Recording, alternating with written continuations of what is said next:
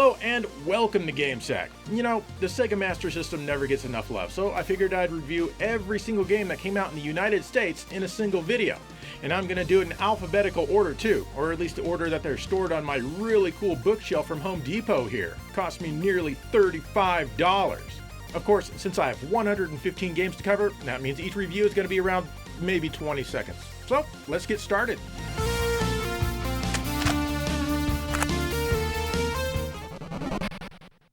First up is Action Fighter.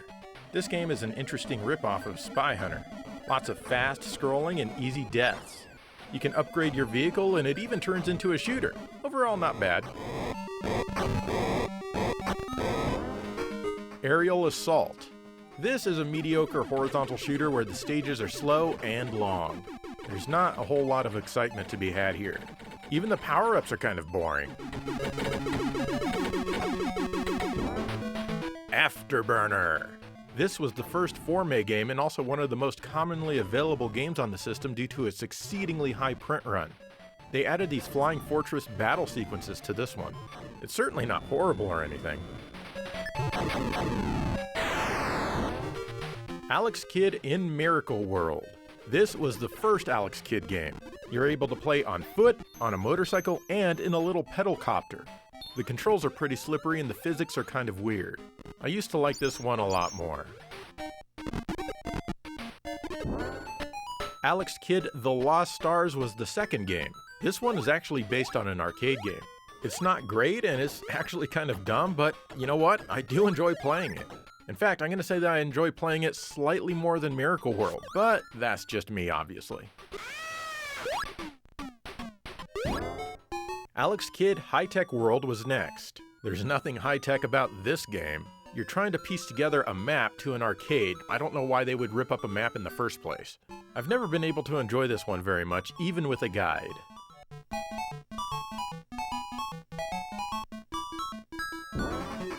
Alex Kidd in Shinobi World was the last and best Alex Kidd game ever made. It's short, but the trip is absolutely worth it. It really makes me wish that they had combined Alex Kidd with other Sega franchises for even more games. This is basically what I feel Alex Kidd should have been like to begin with. Definitely check it out. This is Alf. If you hate the show, you're gonna hate this game. If you like the show, you're still gonna hate this game. It's a little better once you understand what's going on, but not much. Hell, I'd rather play Alex Kidd High-Tech World. And so would you. Alien Syndrome. This is a rather poor port of Sega's own arcade game. Run around and rescue enough hostages and then make your way to the exit. Then you fight a boss. This game requires that you use an original Master System controller. You can't use a Genesis controller. And let me tell you, that requirement does not help things. Altered Beast. This is another port of an arcade game. Even for its time, this one was really slow and choppy, though I did appreciate the music and the few voices that were in here. It is, however, missing an entire level, the cave stage. I'm gonna go out on a limb here and say that you probably won't like it. Astro Warrior. This is a vertical shooter with sparse graphics and decent music. You can get some nice power-ups, but you'll be stripped of everything when you die. It's a very early shooter for the system, and it doesn't have a lot of memory, and it's okay. Aztec Adventure. I never played this game very much. You go around killing enemies, and you can even bribe some of them to come with you. I never really liked how this one feels, and the music absolutely drives me nuts. Black Belt. This is a really cool punch and kick game that's a blast to play. I love the scrolling and I love the music. Fight your way through bad guys and then pummel the boss if you can figure out their patterns. Trust me, it's easier said than done. Blade Eagle 3D. This is an average vertical shooter that requires the Sega 3D glasses. There's no 2D mode here and you wouldn't be able to play it in 2D anyway. Your ship can sink into the screen to fight ground enemies and come back up to fight sky enemies. Also, this one probably has the worst 3D effect in any of the 3D games on the platform. Bomber Raid. This game was made by Sega, but it was released by Activision. It's a rather poor vertical shooter with some decent graphics. The music is just way too damn happy for a game like this. This game requires an original Master System controller to play, so don't go using your Genesis controller. California Games. This is a port of the computer game, and it was done by Mark Cerny. All of the events have some really good graphics and even better scrolling. The gameplay is absolutely awful though, which, honestly, is not surprising. Captain Silver. This was ported by Sega from the Data East arcade game. You're off to slay the vile Captain Silver. Many things were cut out of the Japanese version to save memory space. I hate it when Sega does that, and they do that a lot on the Master System.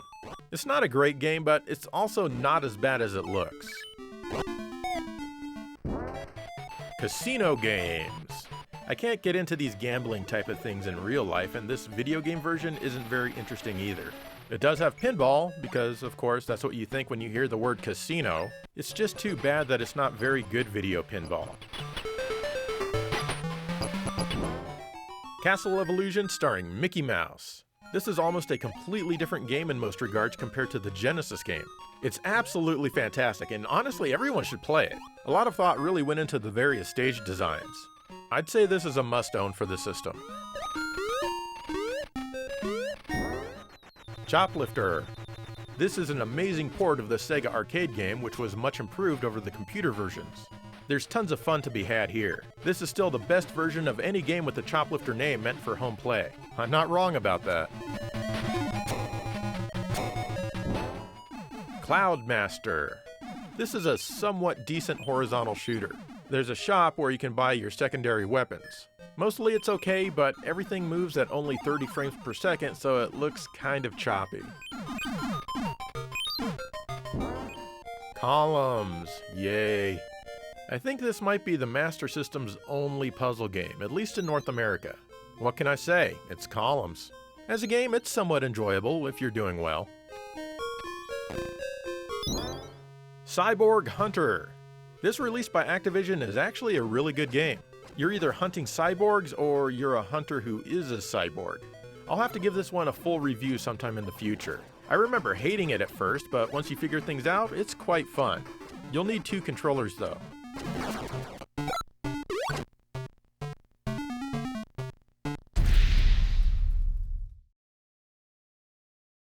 By the way, I want to let you guys know that I'm playing all of these specifically for this episode on real hardware. I'm not using old recordings that I made long ago.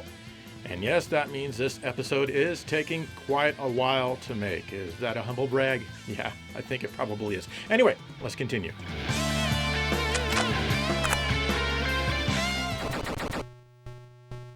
Dead Angle. This is a port of the arcade game by friggin' Saibu Kaihatsu, creators of the Raiden series. Hello? Hello? Nobody? Okay. You need to shoot down all sorts of gangsters. Somehow, you're able to float in the air to get the guys on upper levels. Honestly though, it's too choppy to be very enjoyable. Dick Tracy. This is a side-scrolling action game based on the Warren Beatty movie. Not only do you have to take out guys in front of you and behind you, but also guys way in the background. It's kind of fun actually. Of course, it's not as good as the Genesis game, but hey, it could be worse. Double Dragon. This was a big deal back in the day because it allowed 2 players to play at the same time. It's not a horrible game, but it is repetitive for sure. I love the music, and it's even better if you can listen to the FM version. Enduro Racer. This port is completely different than the arcade. I mean, other than that, you're on a dirt bike. It's now isometric and really easy. The North American version here is missing levels, so Sega could sell it all in a 1 megabit cartridge. Yeah, Sega loves you. I still enjoy it though. E-SWAT. This one is closer to the arcade than the Genesis version. I used to kind of enjoy this one, but I don't remember it being this difficult, even on easy. In fact, I used to think this game was a cakewalk. I'm not sure what's going on today as I try to play this. Oh well, no big loss. F-16 Fighting Falcon. Man, I never thought I'd pull this turd down from my shelf again. This card game doesn't work on a Genesis, so you have to use a real Master System. I wish it didn't work on anything, actually. You'll need 2 controllers and a high tolerance for piss-poor graphics, sound, and gameplay. Oh look, it's Fantasy Zone again. This is a decent port of the arcade game, but I really missed the map of bases at the bottom of the screen. Was the Master System just not powerful enough to do that? Besides that though, this game is fine. Fantasy Zone 2. This one definitely has better graphics and some redesigned gameplay. I do feel that your default speed is too slow, however. Still, there's lots to explore here, which is actually pretty nice. Fantasy Zone: The Maze! Someone thought it'd be a great idea to combine Fantasy Zone and Pac-Man. In fact, they probably thought it was really clever. Well, it isn't. It's not as horrible as you think, but it still feels extremely derivative. Galaxy Force. Is it possible for a game to be better than the arcade version, even when it comes to the graphics? Yes, it absolutely, most certainly is. That's not the case here, though. This 4 meg entry from Activision is pretty choppy and not very fun as a result. I guess they tried, though. Gangster Town. This is probably one of the best games for the light phaser gun. You need the light phaser as there's no mode to let you play with a regular controller. It's 2-player simultaneous, however, which is fairly unique for a home light gun game. There are great times to be had here. Ghostbusters. This is the same game that you know and love dearly from the NES and other places, but it looks way better here. I bought this one sight unseen back in the day and I hated it at first. But eventually I grew to think it was, well, decent anyway. And yeah, it's decent. Ghost House. This one delivered more than I expected from a Sega card game. Go around and fight all of the vampires and collect the jewels. The jump and punch buttons are backwards, but it's super easy to get used to for some reason. I absolutely love this game. Ghouls and Ghosts. I gave this one a full review a couple of episodes ago. They changed a few things here, like adding shops in order to power yourself up. It took a while, but eventually I grew to really like this one. It's honestly not bad at all. Global Defense. This one is basically a glorified version of Missile Command. Shoot down as many missiles as you can or everything is going to be destroyed. Once you get used to moving your cursor and your ship, this one can actually be pretty fun. I enjoyed it a lot myself anyway. Golden Axe. This is a single-player version of the arcade game where the only character you can play as is the sword dude. It's technically impressive, but otherwise it's not very responsive at all. I suppose it could be worse. Golden Axe Warrior is a great knockoff of the first Legend of Zelda. Nothing will really make you think of Golden Axe, but the exploration and the gameplay are both excellent. You don't even need to hold reset when you power off your game. That's because the Master System is a marvel of technology. Golvelius is another great Zelda clone. Well, kind of. It does have a similar overhead map that you play through, but it also has side-scrolling as well as vertically scrolling levels to break things up. It also features some really cool music. Password save only, though. Great Baseball. Yeah, more like basic baseball. This game is pretty plain, at least as far as the presentation goes. The Japanese version is a little better, but it was released later. You won't find anything special here. Great Basketball. This isn't a spectacular game of basketball by any means, but I really enjoyed playing it with friends back in the 8-bit days. I really appreciated the CD quality voices in the game as well. Wow, it's like the announcer's right in the room with me. Give this one a try. Great Football might be the worst football game that exists. It doesn't follow normal football rules. You only play offense, and if you use more than 4 downs, you just go back 10 yards and start again with a first down. There's also no confirmation when you select a play on this screen. Great Golf is also extremely poor. The physics barely even exist in this game. Putting is also very difficult. To add insult to injury, the game screen draws very slowly. No thank you. Great Ice Hockey is awful. It requires the Sega Sports Pad trackball controller, and it won't work with a normal controller at all. Why? The players move so slow, and the trackball actually ruins the game. There is absolutely nothing good about this one. Great Soccer says Great Soccer on the box and Sports Pad Soccer on its title screen. Yes, that's right, this one requires the Sega Sports Pad as well, and it's just awful. Other people on the internet have the same issue with everything moving slowly, so it's not just me. The Sports Pad just sucks. This game is horrible beyond words. Great Volleyball is the last great sports game, thank God. Guess what? It's not great. It's very difficult to control your players. It also requires a Master System controller, so you can't use a Genesis controller. And that always just makes things a little worse. Hang On and Astro Warrior came with the Sega base system. Hang On is a pretty fun yet basic motorcycle game with 5 different looking stages. And of course, Astro Warrior is Astro Warrior. I already talked about this one. Hang On and Safari Hunt came with the Sega Master System. You couldn't buy Hang On as its own standalone cartridge. Safari Hunt is a game that requires the Sega Light Phaser, and it puts Duck Hunt to shame. You also couldn't get this cool game on its own. I really enjoy it though. James Buster Douglas Knockout Boxing. Here it is, everyone, the rarest game on the console, and it is incredibly expensive. In fact, it's the only game in this episode I had to use an EverDrive to play. It sucks. It's bad. And last I checked, it cost nearly $2,000 complete. Why? It's a crappy sports game, you weirdos! Joe Montana Football. This game is infinitely better than Great Football, but everything is really tiny. But at least it plays like you'd expect a football game to play. Get this, you can even play as the defense. I didn't know the Master System was this powerful. Overall, it's okay. Kenseiden. This samurai game is one that I really grew to love in my youth. Once you get the feel for it, it's tough to put down. I love how my character controls. You can also power up your character and explore a bunch of different stages, which are all fun. I'd consider this a must-have as well. King's Quest. This is a port of an early computer game from Parker Brothers, and it can be kind of fun if you go in expecting that. Learn as you play and remember what to do using the commands. I've always found that I enjoy this one more than I thought I would. Kung Fu Kid.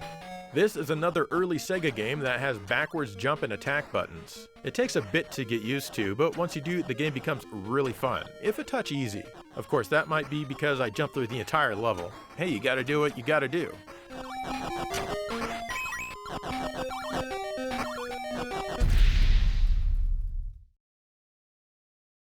Now, some of you may be asking why I'm not using the FM version of the sound for some games, like Double Dragon, which I mentioned. Well, since this video is all about the games that were released in the US and the FM sound module wasn't, I'd like to keep it true to what we heard here when they were released. Anyway, back to the reviews.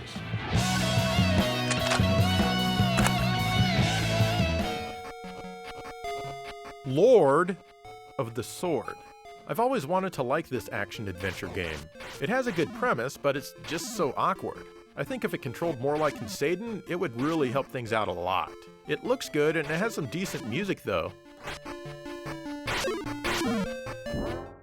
Marksman shooting and trap shooting requires the Sega Light Phaser. In marksman shooting, you simply shoot targets at a shooting range. It gets faster, but nothing ever really changes. In trap shooting, you shoot clay traps, but at least the scenery changes sometimes. Overall, it's not very exciting. Maze Hunter 3D! This one requires the 3D glasses. You move around collecting items and defeating enemies on your way to the exit.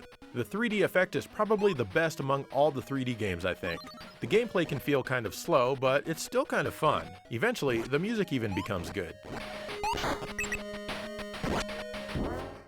Michael Jackson's Moonwalker. Look behind doors and windows to rescue the children. This one is a lot tougher than the Genesis version, mainly because more enemies toss projectiles and the control isn't as responsive. Miracle Warriors. This is the first true RPG on the Master System. It's weird the way you move around and interact with things. Your view as you move around is extremely cramped, and you can only use one character per turn in the battles, unless I'm doing something incredibly wrong. Still, it plays decently and I've always enjoyed the music. Missile Defense. This awesome game from Mark Cerny requires both the 3D glasses and the Sega Light Phaser. Two countries keep shooting nukes at each other and you need to shoot them all down. Fun to play during the Cold War, still lots of fun now. Fantastic 3D effects here too. Monopoly. This is a video version of the board game. I guess there was some huge demand for this maybe? It's less animated than the NES version. This one's great if you like things that are boring. Montezuma's Revenge. This release from Parker Brothers has you running around gathering treasure while urgently looking for a toilet, I assume. The control is fidgety, and if that's not bad enough, it requires you to use the Master System controller. Ugh. My Hero. This is an infuriating game that comes on a card. Not only is the music extremely irritating, but it's also easy to die and there's no invincibility period after you're resurrected. Ah! Stupid game. The Ninja. Sorry. This is a port of Sega's arcade game called Ninja Princess. I think it actually plays a little better here. I hated it back in the day, but I'm way better at games now, so I love it. Sadly, they removed stages from the Japanese version to fit in a 1 megabit cart here. Definitely give this one a go though. Outrun. This is a cool port of the arcade, which was done by Yuji Naka. He even did the music for this version himself and had Sega create the FM sound module in Japan. This is a great game, though it's weird when the car gets unlocked from the center of the screen sometimes. Otherwise it's Outrun, which means it's great. Paperboy. This is a decent playing version of Paperboy with fairly smooth scrolling. The music is pretty bad though. It looks better than the NES version, but it certainly doesn't sound as good. Overall, it's okay. Parlor games. This one has darts, bingo, and billiards. The game of pool actually controls well here and it's enjoyable. Darts is very difficult to control. I don't know why they couldn't make this as good as Shenmue's darts. Bingo is just dumb. Only people 65 and older like bingo. Penguin Land. You play as an alien penguin trying to get your egg to the bottom of the screen. I've never understood the appeal of this game at all. This one requires the Sega Master System controller and also lets you create your own courses. Could this be considered another puzzle game? Yeah, I don't know. Phantasy Star, hell yeah. This is the best 8-bit RPG and it was truly way ahead of its time. Like way, way, way ahead. Everything about this game is fantastic, from the graphics to the music to the Yuji Naka created 3D dungeons. Alas, my battery here has finally died, so I'll have to replace that. This is an absolutely incredible game.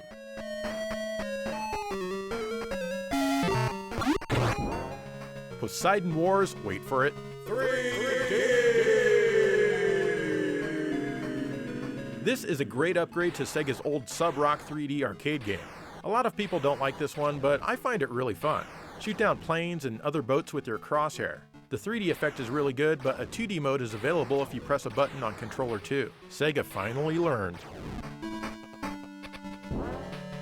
Power Strike. This vertical shooter is the first game in the Aleste series. It's really fun, but also extremely tough, adjusting its difficulty the better you play. This was available only through mail order here, and luckily I sent away for it. This one has good graphics, tons of sprites, and fantastic music. Pro Wrestling. Surprised it's not called Great Wrestling. This is a Mexican-style wrestling game with luchadores. I'm positive that's how it's pronounced. The gameplay is mediocre at best. This one is more famous for its weird box art of a guy holding his own head. Seriously, what the hell? Psycho Fox. This game from Vic Tokai is the second game in the series that started with Kid Cool on the NES. The graphics are way better here, but the gameplay is abysmal. The momentum-based controls just kill it. In fact, this series wouldn't get good until Decapitac came out on the Genesis. Quartet. Did you just say tits? This port from Sega's arcade game is seriously lacking when it comes to gameplay. The arcade plays much better, but hey, at least the music here is really good for the system. 2 players can play at the same time if your friend is really bored. R-Type. U-Type, we all type for R-Type. Sorry. This is an absolutely incredible port of the arcade shooter considering the limitations of the Master System. Many people don't know that the arcade game was distributed by Nintendo in North America, so it was really cool to see this on the Sega system. It's tough, but super fun. A definite must-own.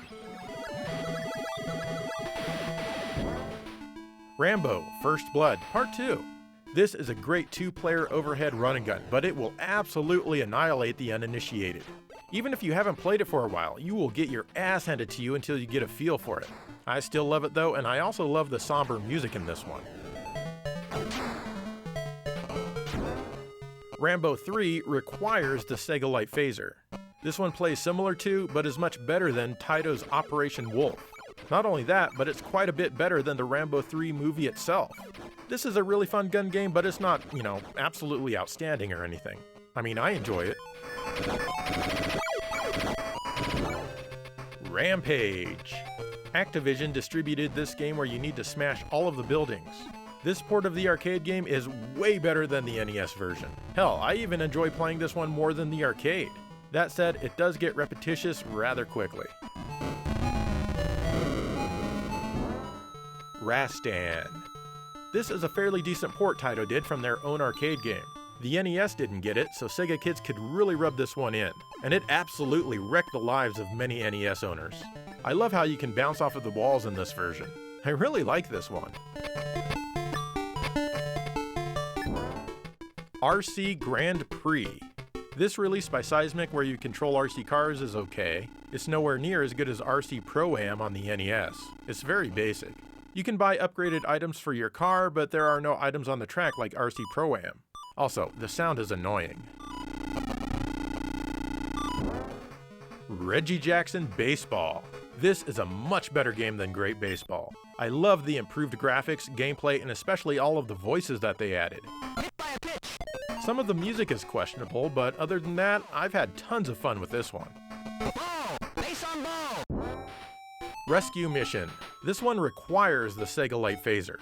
A medic on a handcart is traveling and you must protect him as he tends to our wounded, all the while causing massive fatalities for the enemy. Nice! This is an interesting concept and I actually like it quite a bit.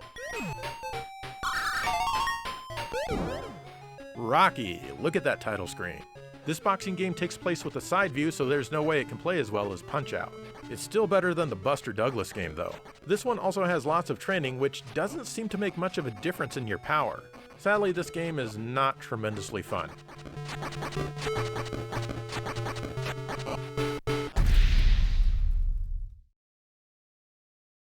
Man, I'm just glad all my games still work. I've only had to clean like maybe 3 or 4 of them to get them to boot. All the rest boot up the first time. Now let's finish this up! Why am I angry?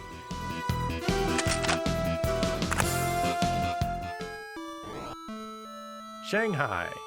Match the Mahjong tiles to remove them in this game made by Mark Cerny. Not really the game for me, but it plays well enough if you think it looks good to you. It has fairly decent music, I guess. It also requires the Master System controller. Shinobi. This one is loosely based on the arcade game of the same name. This version is slower and with a life bar. The Ninja Magic system has been reworked and honestly it's not even worth using here. That makes the bonus stages where you earn the Ninja Magic useless. It's still a really fun platformer though, and I was never disappointed to own it. Shooting Gallery. This game by Mark Cerny requires the Sega Light Phaser. It's exactly what you'd expect. You're in a shooting gallery. It's pretty challenging actually. It even features Mark Cerny's real voice. Certainly not bad, but definitely not the best Light Phaser game either. Slapshot. Sega decided to give Master System owners a hockey game that didn't require the sports pad. This game is better in every regard by leaps and bounds. There's even some fighting and it's kind of fun. Definitely not bad for a side-scrolling hockey game. Snail Maze. I figured I'd include this one for completeness' sake. It was built into the early Sega Master System consoles. You access it by holding up and pressing both buttons with no game inserted. You're a snail trying to get through 12 different mazes in time. Fun for the whole family. Sonic the Hedgehog. This port of the game was handled by Ancient, the makers of Streets of Rage 2 on the Genesis. That means Yuzo Koshiro was able to do the music. Some people actually prefer this version over the Genesis game. I can understand that, I suppose.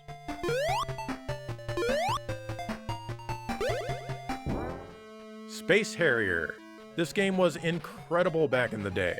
The graphics blew away all of my friends who had Nintendo. The visuals haven't aged very well these days, but I still find this one lots of fun to play. The music is timeless as well. Space Harrier 3D! If you thought the first game was slow and choppy, you haven't seen anything yet. It's a lot tougher as a result. It looks great on pause, but that's not much different to when it's actually moving. The 3D effect is mediocre, but there's a well-hidden 2D mode. Spellcaster. This is an action game with adventure or RPG overtones. There's some menus to deal with in some scenes, and the action stages play like a dollar store version of Mystic Defender on the Genesis. I never really got much into this one, and the aforementioned sequel is much better. Spider-Man vs. the Kingpin. This is a port of the Genesis game. It's not bad, though the physics can feel a little weird sometimes, and I always throw webs when I want to punch instead. Honestly, I hate to say this, but it's not quite as good as Spider-Man on the PlayStation 5, and there's really no excuse for that. Sports Pad Football is the worst football game that exists. Take everything you hate about great football, add in the slow-ass Sega Sports Pad, and you have Sports Pad Football. F this game and everything about it. Next! Spy vs. Spy. This game comes on a card. You're supposed to find 5 different items and then escape to the airport. Nothing about this game appeals to me very much. I guess it's just shelf candy. Please, be impressed that it's on my shelf. Thank you. Strider. Such a great arcade, Genesis, and even NES game. Such a horrible Master System game. Please, do not play this game if you're prone to depression. I'm not, yet it still makes me feel like my entire life is empty and worthless. Stay away from this one. Super Mario Bros. 3. This game wait. No. Super Monaco GP. I'm not even sure why they bothered with this one. You're forced to play in a split-screen mode even with a single player. You're also forced to mute the game due to the awful sound quality. Every other racing game on the platform is better than this one. Super Tennis. This card game kind of looks like the NES Tennis. It plays okay, which is surprising. Usually tennis games play abysmally. Make no mistake, I'm not saying that this one plays well. I still don't know the rules of tennis, and the actual sport isn't interesting enough for me to learn them. Teddy Boy. This is a decent game that comes on a card. Basically, you want to shoot all of the enemies, which turns them into little balls for some reason. Collect all of those balls to clear the stage. It's fun for a few minutes. Thunderblade. This game wants to be an overhead vertically scrolling shooter. This game also wants to be a 3D forward scrolling shooter. Sadly, it has no interest at all in being a good game. It's absolutely relentless and completely unbalanced. I do like the weird music though. Time Soldiers. This overhead run and gun from the makers of Magician Lord is pretty cool. Travel through time and destroy everybody, thus ensuring that the future you return to is nothing like you remember. The audio is pretty bad in this one, but everything else is good. Transbot. This card game is a horizontal shooter. Grab the question mark to cycle through a power-up that lasts a limited amount of time. Make your way inside and fight the AT-ST Walker. Don't tell Lucasfilm. Wash, rinse, repeat. Overall, this one is pretty average. Vigilante is another arcade port. This one is a spiritual sequel to Kung Fu. This version plays decently once you get the feel for it, though it can still be a touch frustrating here and there. They changed Madonna's name to Maria. I enjoy it. I think it's a pretty good port. Walter Payton Football. This vertically scrolling football game isn't bad. It's much better than Great Football and Sports Pad Football. It's also better than Joe Montana Football. There are even some nice looking cutaways. It's no Madden, but it's definitely the best football game on the console. Wanted is a fun game that requires the Sega Light Phaser. This takes place in Western times and it feels kind of like an updated gangster town. The biggest challenge is actually trying not to shoot the people who aren't pointing a weapon at you. This is another good gun game. Where in the world is Carmen Sandiego? On the Master System, that's where. In this edutainment title from Parker Brothers, you need to use clues to find out what country the evil criminal fled to and arrest them in time. It can be enjoyable. This requires a Master System controller. Wonder Boy. This is the first game in the series based on the arcade, and it's decent. Basically, you just need to make it to the end of each area and defeat the boss. One hit and you're dead, despite having a life bar. It's much better than Hudson's Adventure Island on the NES.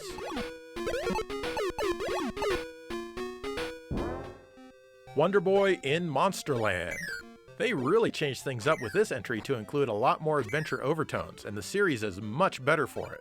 This game rarely gets the love that it deserves. You'll need a Master System controller to play this one, unfortunately. Still, this is a fantastic game. Wonder Boy 3: The Dragon's Trap. The series continues to grow with this excellent entry. You change into different creatures with different abilities to get your human form back. I feel that the series peaked with this entry. It's a true classic in every sense of the word, a must-own. World Grand Prix. This is another early racing game for the system. This time you're racing F1 cars. Overall, it's fairly basic and kind of boring. You can create your own tracks though, which I enjoyed doing in my youth. Not as fun as Hang On, but certainly better than Super Monaco GP. East: The Vanished Omens. This is the first game in the East series I ever played. It's certainly good, but the Master System can't quite do it proper justice, I don't feel. You're named Aaron here instead of Adol. It's still worth playing though, it's just slow and grindy. Zaxxon 3D! This one is pretty cool and I like it better than the original arcade. That said, I never cared much for the arcade. There's a 2D mode by pressing pause on the title screen. Once you've beaten the first boss, you've probably seen nearly 90% of what this game offers. It has a decent 3D effect though. Zillion. This is based on an anime in Japan, and it's the closest thing to Metroid that you'll get on the Master System. Run around, collect symbols, and input them into various computers to open up new pathways.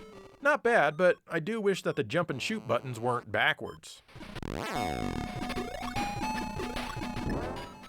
Finally, we have Zillion 2: The Triformation. This is nothing like the first one, and now it's a straight-up action game. The only things it has in common with the first game are similar music, and the jump and action buttons are still backwards. It's not as bad as everyone will have you think. You can still have some fun with it, but it's not great.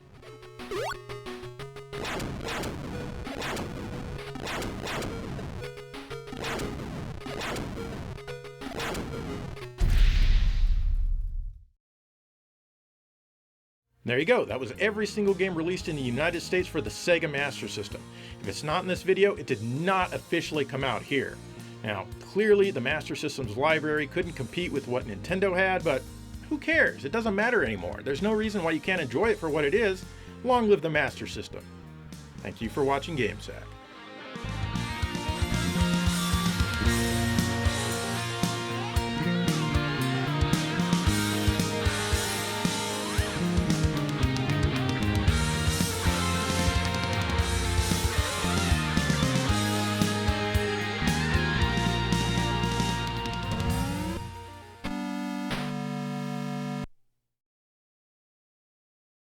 Sega! Crap games today, crap games on the way!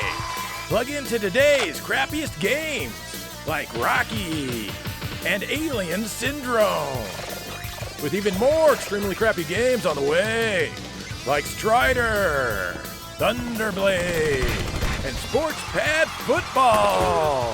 The crap keeps coming at ya, only from Sega. Crap games today, crap games on the way.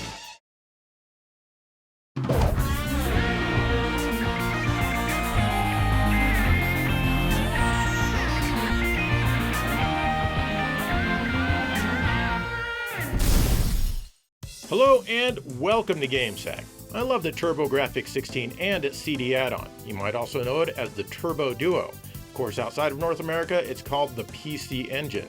Anyway, there were 138 games officially released for the console here, and I want to review them all. That's right, every single one of them in a single episode, both HuCard and CD.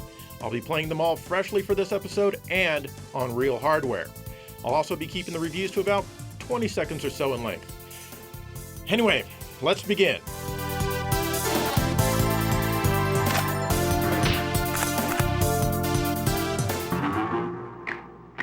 First up is the Addams Family on CD from ICOM Simulations.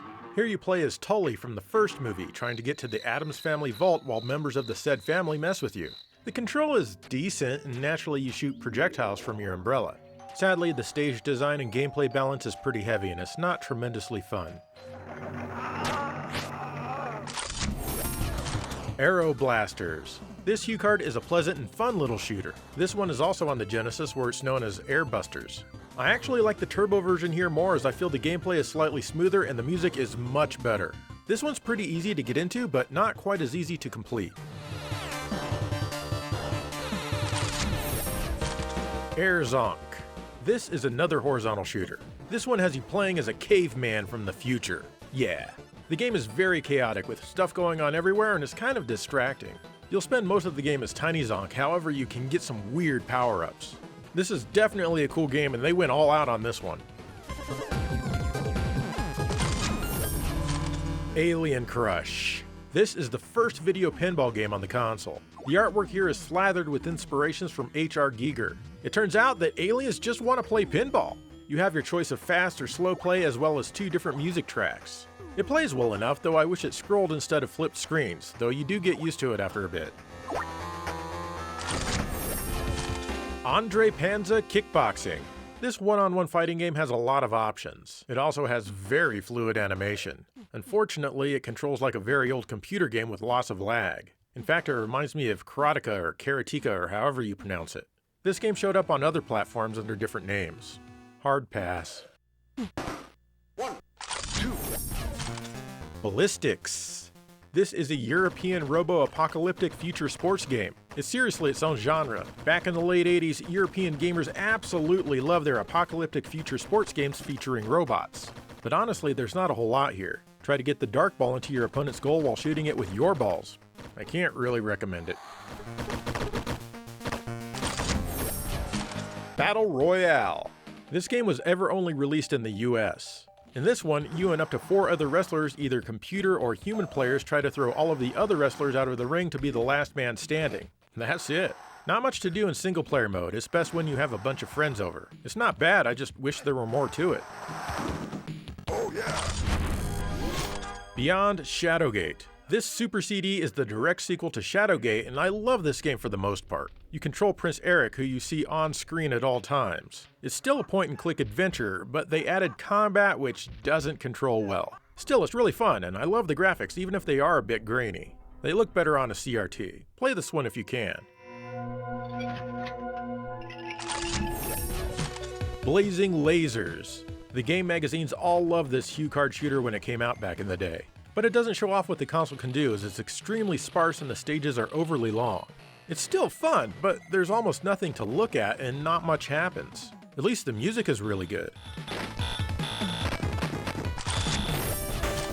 Bloody Wolf. This is a cool overhead run and gun from Data East. It's quirky at first, but it's also very easy to love. You can shoot, climb, swim, and even jump.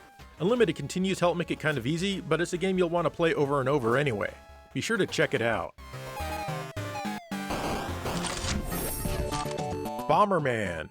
This is the classic game where you lay bombs and try to get out of the way before they blow up. You can earn power-ups to lengthen your blast, place more bombs at once, move faster, or blow up the bombs at your command. Kill all of the enemies and then find the exit. It's a good game, but basic. Most people prefer the multiplayer mode.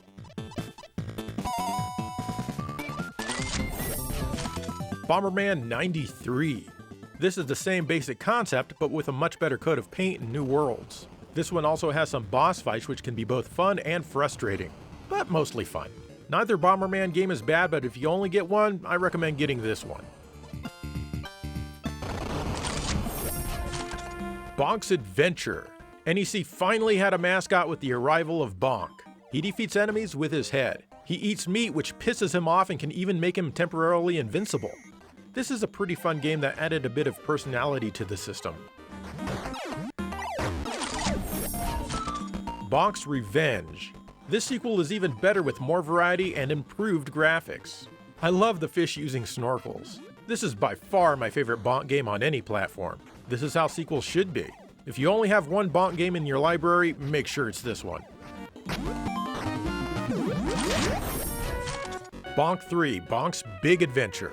The third Bonk game is still good, but it's just not as good as the previous entry in my opinion. This one allows you to grab candy to make you grow big and powerful, or to shrink way down to become really tiny. You can even play with 2 players. This is also the only 8 megabit hue card on the system. Bonk 3 CD is basically just Bonk 3 on CD. You now have arranged music, but the game itself is mostly identical. There is less animation, however, especially when you're Big Bonk due to the limitations of the RAM on the Turbo Duo. There's also a 2-player versus mode exclusive to the CD version. Boxy Boy. In this puzzle game, you need to shove the boxes onto the dots. You need to think the best way to go about this in each stage. This game is known as Shove It on the Genesis and Boxel on the Game Boy. I prefer this version because of its nicer presentation, but I'm still not a fan. Bravo Man! This is such a stupid game. You attack with your limbs which extend from your body quite a bit. The gameplay is only okay, but I do enjoy how goofy it all is. I also enjoy the scrolling, which is really impressive given the hardware. The voices can be a little annoying at times. Buster Brothers. For some reason, bubbles are bouncing around and you have to shoot them in this CD game. Each hit makes them smaller and you need to keep shooting them until they're gone. Don't touch them or you'll die. You get power-ups that can make your life a little easier. Overall, not bad.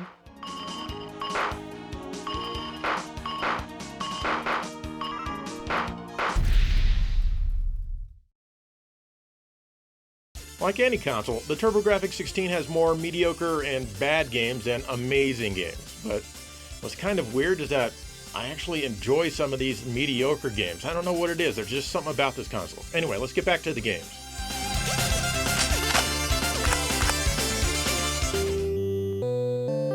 Kadash. This is a very colorful port of the arcade game. Be prepared to do a lot of grinding in this one. I remember this one being super easy back when I rented it, but I'm clearly misremembering. The audio sounds very thin in this one, and I do like it, but I just wish it had a save feature. Camp California. In this CD game, you play as a bear trying to defeat an evil capitalist company who pollutes. It's from ICOM Simulation, so the stage design leaves something to be desired. You often have no clue what you need to do. Still, this game does have some charm to it, as well as the occasional Beach Boys tune. Champions Forever Boxing. In this one, you can play as or against a few different boxing legends from the past. Sadly, it's a rather awkward game to play. Nintendo is the only company who ever figured out how to make a boxing game fun. And this ain't Nintendo. Chase HQ. Race along various roadways until you find an evil criminal. Once you do, bash his car until he's forced to pull over and be arrested for his heinous crime. Oh, and you need to do all of this before the time runs out. The graphics are very jerky here, especially when you're in a turn. This is a low-effort port of the arcade. Chew Man Fu. No, you're not on a quest to grow a Fu Manchu, but instead you need to roll colored balls to the same colored tiles. Watch out for the enemies. This one is moderately fun at first, but I tend to get bored rather quickly of these types of games. China Warrior. This was one of the first games released on the console in Japan. As such, it's meant to be a graphical showcase and not meant to play well. And play well, it most certainly doesn't.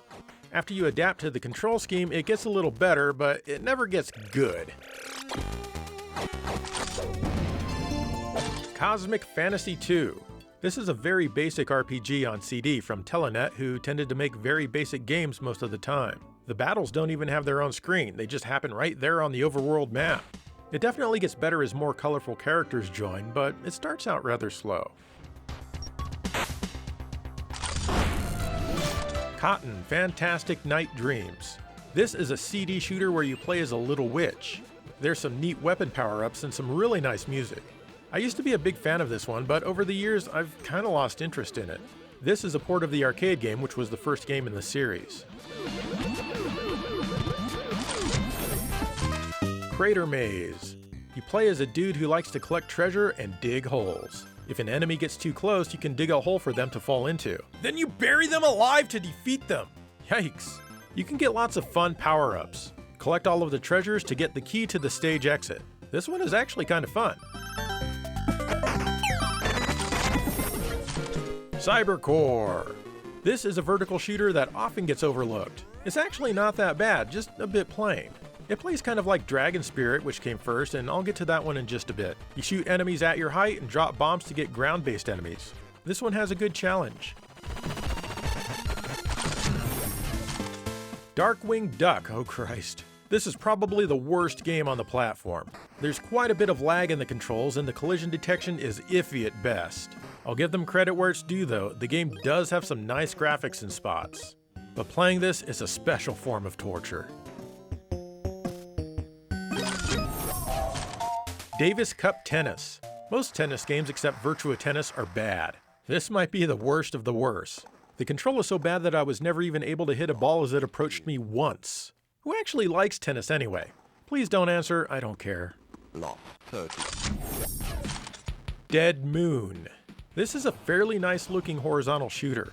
Power yourself up, but if you get hit, you'll power back down instead of losing a life. Get hit while powered down and you die. Since your ship is rather large, it's kind of easy to take lots of damage. Overall though, it's not bad. Deep Blue.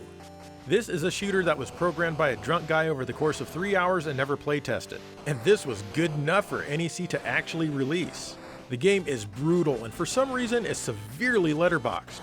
There's really no fun to be had here. Devil's Crush. Here it is, the best video pinball game ever made or ever will be made.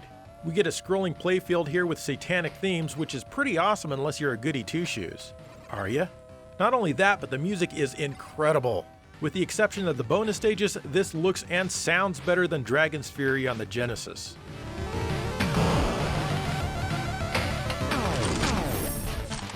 Double Dungeons. I'm not sure what the W stands for. Maybe Where the Hell Do I Go? This is it, everyone. This is how the entire game looks. It doesn't even look half as good as Phantasy Star on the Master System.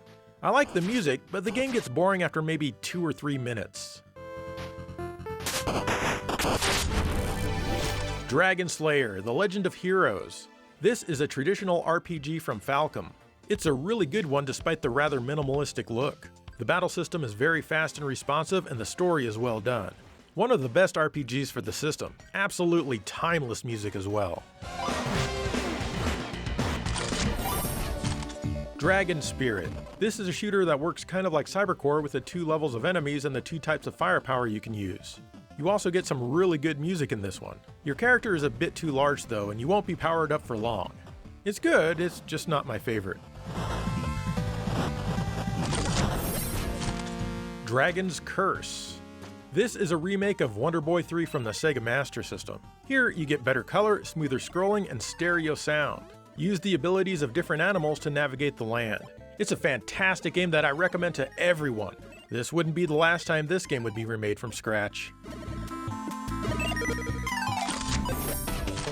Drop Off.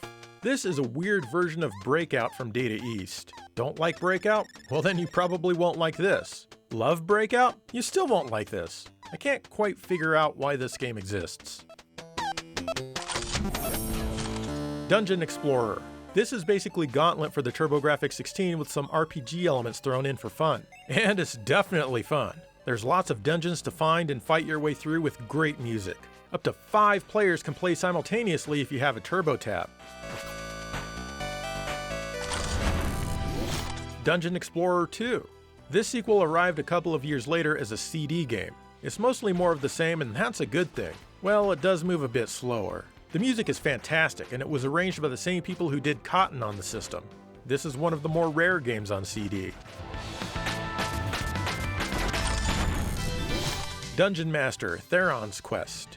This CD game is a dungeon crawler that controls like those super clunky Might and Magic games. In other words, this is not at home on a console. I like the music though, I just can't get into the way it controls it all.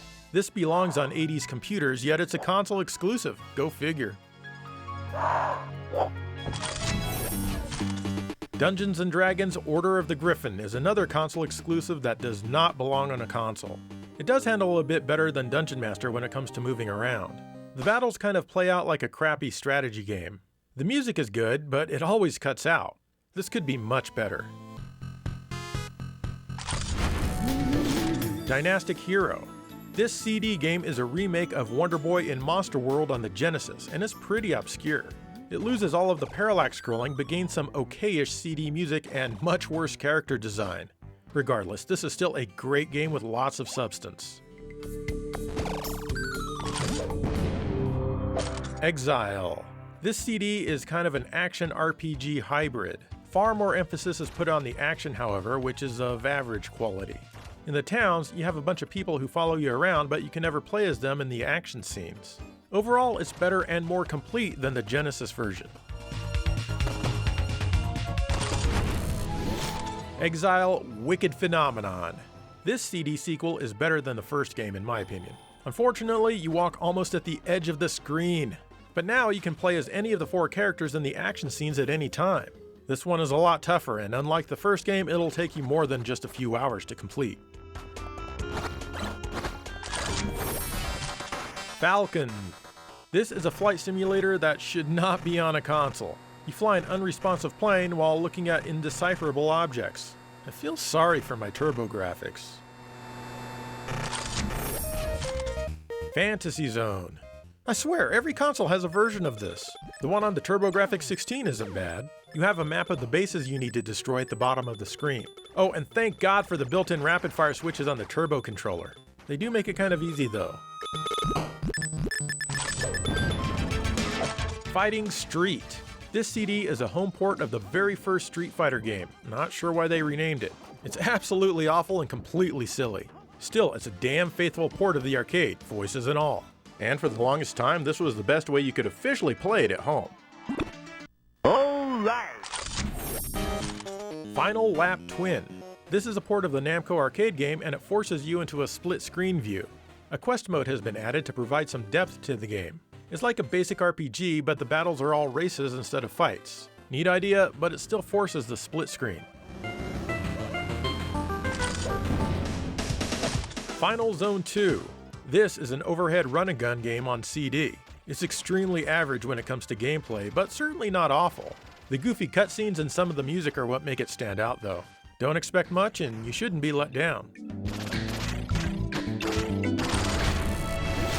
Forgotten Worlds. This CD port of the arcade game includes the stages that the Genesis version left out, though in my opinion, those omissions were not a big deal. Still, I always thought that this goofy game was pretty cool, and the port here is a solid one. Galaga 90. This is a great update to the original Galaga with nice visuals and pleasant sound. It also includes these weird scrolling stages which I'm not sure if I'm really on board with or not. They don't hurt the game, and I guess they're a decent change of pace. Check this one out. Gate of Thunder. Hudson Soft really pulled out all the stops when the Turbo Duo came out and created this shooter CD as a showcase for it. It's a fantastic game with nice stages, an amazing soundtrack, and excellent graphics. Bonk 1, 2, and Bomberman are also on this disc. Outstanding. Ghost Manor. Another game from ICOM Simulations. They sure loved the TurboGrafx. Unfortunately, they were not in love with good stage design. I can't even remember what I'm supposed to do in this dumb game. I'm not sure why they were allowed to keep making games for the system. Godzilla. This CD is a one-on-one fighting game where you fight other monsters. It's not great, as one of the 2 buttons is dedicated to jumping. Still, it's way better than any of the other fighting games that came out in the US. The graphics are especially nice. Gunboat. This is another game on the console that tries to use polygons. You play during the Vietnam War trying to destroy Charlie and stuff like that. This is way better than Falcon, but it still sucks. I think with a few refinements to the control it could be a lot better. Hit the Ice. This is one of 2 hockey games on the Turbo. This one is a port of an arcade game. I like the big characters, but honestly it doesn't play all that well. Also, there's no music and only the occasional grunt when it comes to audio, so it sounds pretty empty. Impossible. I don't know why the people at NEC commissioned games like this instead of importing better ones that already existed in Japan. You play as a European mole who needs to collect scrolls. Par for the course, and the stage design and gameplay are both quite bad. It Came from the Desert. This CD is a very strange game that uses full motion video. It's all very bizarre, and I guess that's its charm. You rarely need to do anything except make choices on where to go. Sometimes there's a bit of gameplay, but not often. This one is confusing for sure. I thought we were going someplace together, Buzz. Maybe California? Alright, we're almost but not quite halfway through all of these games. It's going pretty quickly, don't you think? I think it is. It's definitely faster than it took to record all of these games.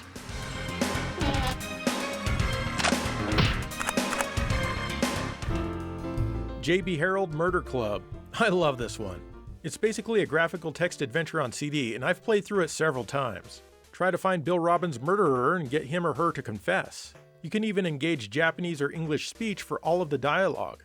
I took the day off work and went shopping. JJ and Jeff. This platformer was originally based on 2 Japanese comedians, but changed to generic nobodies for the US release. The gameplay is a bit weird, and it takes some getting used to. It's not one that I often come back to. Jack Nicklaus's Turbo Golf. This is perhaps the worst golf game ever made. The visuals are horrible and the swing meter is extremely difficult to control. It's also very slow. There is only one course to play on this stupid card. Jack Nicklaus's Turbo Golf. Yes, there's even a CD version of this game which lets you choose from 5 different courses thanks to the limitless storage capacity of the CD medium. Simply unbelievable. This game still sucks though. There are some tunes to listen to, and I even made it to the green before I shut it off in disgust. Jackie Chan's Action Kung Fu. This is an excellent action platformer that's a nice upgrade over the NES original. I didn't know who Jackie Chan was when this one originally came out, and I quickly learned. Excellent graphics and music only add to the fun. John Madden Duo CD Football. Madden Football finally came to the TurboGrafx on CD. It's actually a decent playing game, though the passing windows are mysteriously absent from this version. Lots of full motion video clips in here as well. This is the best football game on the system. Keith Courage in Alpha Zones. This came packed in with the system at launch. I love the way that this game sounds. You have an overworld and an underworld to contend with. Unfortunately, once you beat the first boss, you've pretty much seen most of what the game has to offer. King of Casino. I don't like casinos in real life because I'm not a smoker who's 1,000 years old, and I don't like video game versions either. This one even seems less interesting than casino games on the Master System. No thank you. It is the 90s, and there is time for clacks. Thank God it's not the 90s anymore, and there's no more time for this nonsense. This is a boring color-matching puzzle game that desperately needs some music, but I guess the thought never occurred to them. Last Alert. This is a really cool run and gun on CD. The action is simple and good. You can even level up and gain better weaponry as you kill more and more bad guys. Plus, it has some of the most so bad it's good voice acting in any game ever made. Definitely give it a try. The Legend of Hero Tanma. This is a goofy action platformer from IREM. You can power yourself up so much that you live in perpetual slowdown. but it's fun. Watch out though, as a single hit and you die. This is a pricey title, but don't regret it now. You must regret it later. The Legendary Axe. I love this game and pull it down to play for fun quite often. Your axe has a charge meter where the more full it is, the more powerful your attack is. The game is rather slow, but I love it to death anyway. There's just something about it. The Legendary Axe 2. This has literally nothing to do with the first game, at least as far as gameplay or story goes. Still, it's incredibly fun and addictive. It's a much faster game, and this time the music is much better as well. This is another one that I pull down to play often. Loom. This is a point-and-click adventure on CD from LucasArts. You're a dude in a robe and you go and visit the elder dudes in robes. Suddenly, they're attacked by a bunch of stupid geese. I hate geese. I usually like point-and-click adventures, but this one seems extra slow and boring to me. Lords of the Rising Sun. This one is a strategy war game. It's fairly complex at first and, well, it's not easy. But it does have a lot of mini-games to help keep things fresh. It's actually better than you might think it is.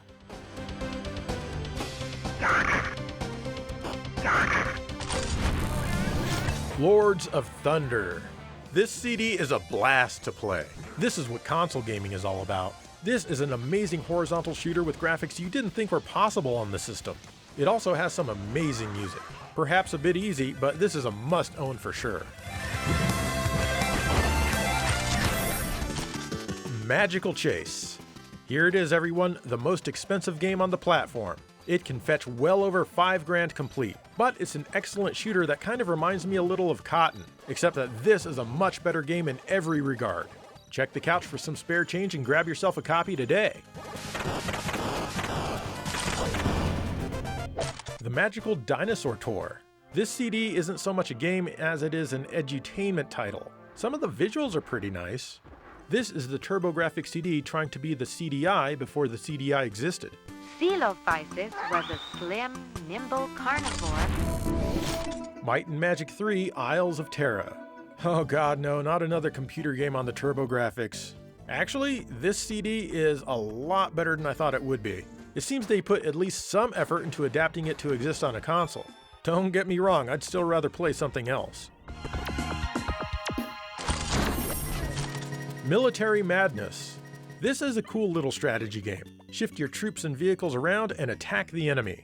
Then, the enemy takes a turn. It's certainly no Shining Force, but it's somewhat enjoyable. Monster Lair. Along with Fighting Street, this was one of the first 2 CD games available here in the US. This game is actually part of the Wonder Boy series. You're on foot for the first part of the stage, and then you fight the boss while playing as a horizontal shooter. This is the best version of this game, even beating the arcade. Moto Rotor. This is the worst racing game ever made. Up to 5 players can play, but even in single player mode, it forces 5 cars on screen at all times. That means you or your opponents are constantly bouncing back onto the screen. Plus, the control is just awful. This game has no right to exist. Newtopia. This is a ripoff of the first Legend of Zelda game, and it's pretty good. It doesn't offer much that Zelda doesn't, except for more colorful graphics and sound quality that is a touch more pleasing, though the music itself isn't as good. It's still a great adventure, though. Newtopia 2. This is the improved sequel. You can now move diagonally, which is cool, and you can even attack diagonally. This right here improves the gameplay quite a bit. The graphics and music are also a bit better than the previous game. This is a great follow-up. New Adventure Island. This one sticks to the roots that originated in the first Wonder Boy game. It's pretty fun, though it's not even in the same league as Super Adventure Island on the Super Nintendo, which came out earlier. And yes, it's still new, otherwise they couldn't call it New Adventure Island.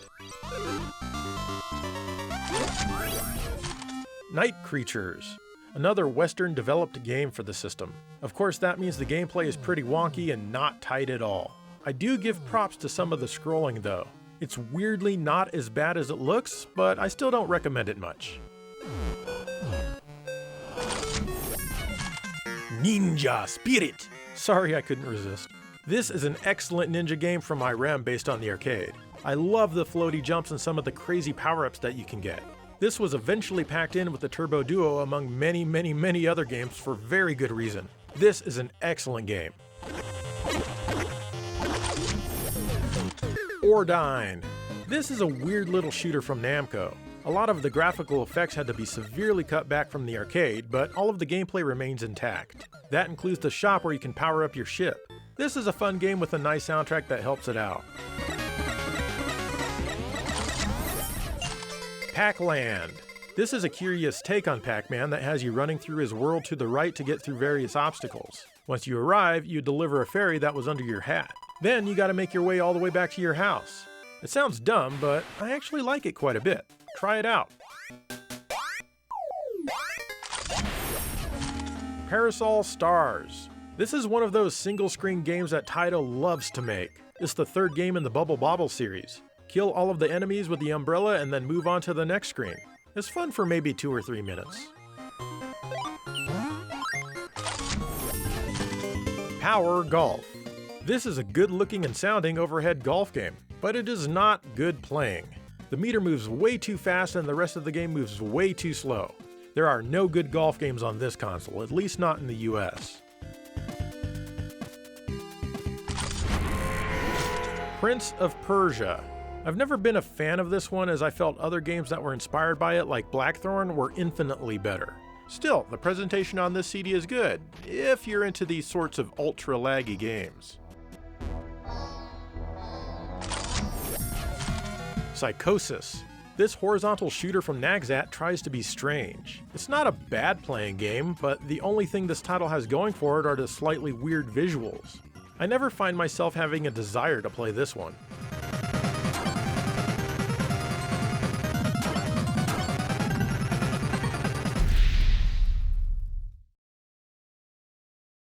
Alright, we're on the final stretch. One last really big group of games. Come on, we can do this. I believe in you.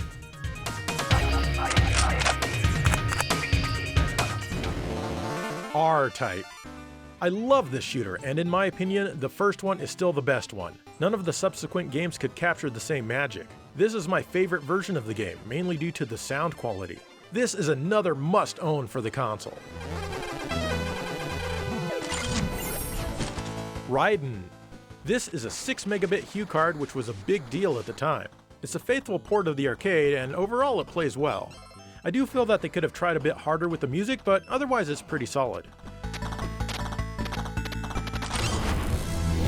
Riot Zone. This CD brawler is the console's version of Final Fight or Streets of Rage. It's actually a port of a Sega arcade game. It plays well, but it's nowhere near as good as the two aforementioned titles. As long as you're okay with that, you'll have a good time with this one. Samurai Ghost. This is a strange sequel to a Namco arcade game. I like the scrolling, but the gameplay and sound leave a lot to be desired. Your character moves like Ernest Evans on the Genesis, and that is not a compliment. The voices sound like vomit. I'm wondering why they even bothered to include them. Shadow of the Beast. This is such a strange and incohesive game, and I love it. In fact, this CD is the only version of the game that I like even a little bit. The outstanding music probably helps a lot, but the gameplay is more solid than the other versions I've played. Give this one a go. Shapeshifter. This CD is from ICOM Simulation, so of course there's questionable gameplay, stage design, and controls. Not to mention enemies that love to hover on you. Get off! But man, did they do an amazing job at the parallax scrolling effects.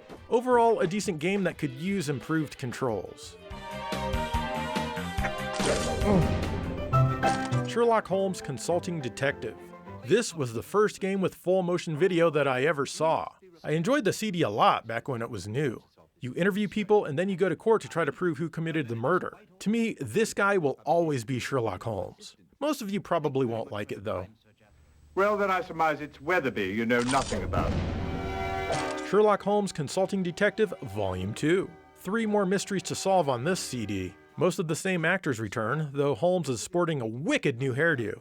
I think they perhaps overlit the production this time. I mean, just look at Watson's blown out head. Not much left to analyze. Shockman. I always thought this game kinda looked like Mega Man. Despite being able to duck and shoot up, it doesn't quite play as well as that one. This game does offer some variety though, like shooter levels. Overall, not bad and should help quench some run and gun needs. Sidearms. This horizontal shooter is actually the predecessor to Forgotten Worlds. You shoot left with the 2 button and right with the 1 button. It plays well, but even when it was new, this one kinda felt old. At least there's some nice music here, but you might get bored with it rather quick. Silent Debuggers. In this one, you're on a space station, and you need to clear it of monsters that are lurking around. It controls okay, and if you like dungeon crawlers, you may like it.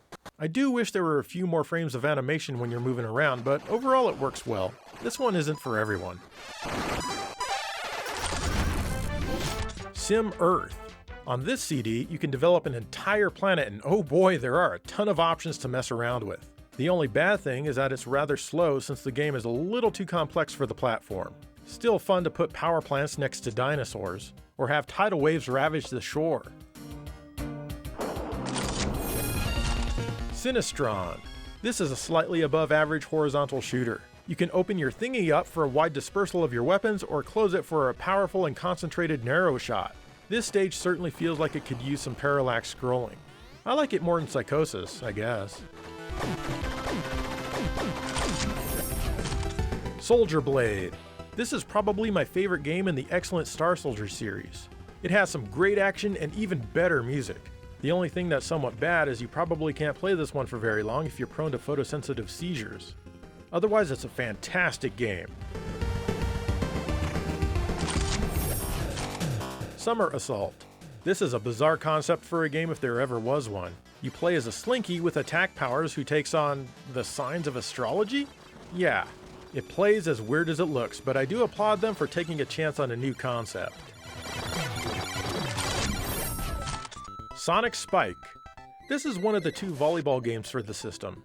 Like all volleyball games, I have an extremely difficult time controlling it. The graphics look good, but they don't move very well. The sound is also extremely weak. No thanks. Space Harrier. This version plays fine for the most part, but it looks and sounds awful. Everything is so teensy tiny and the voices are incredibly garbled. As a Space Harrier fan, I always felt that this port was kind of sad, really.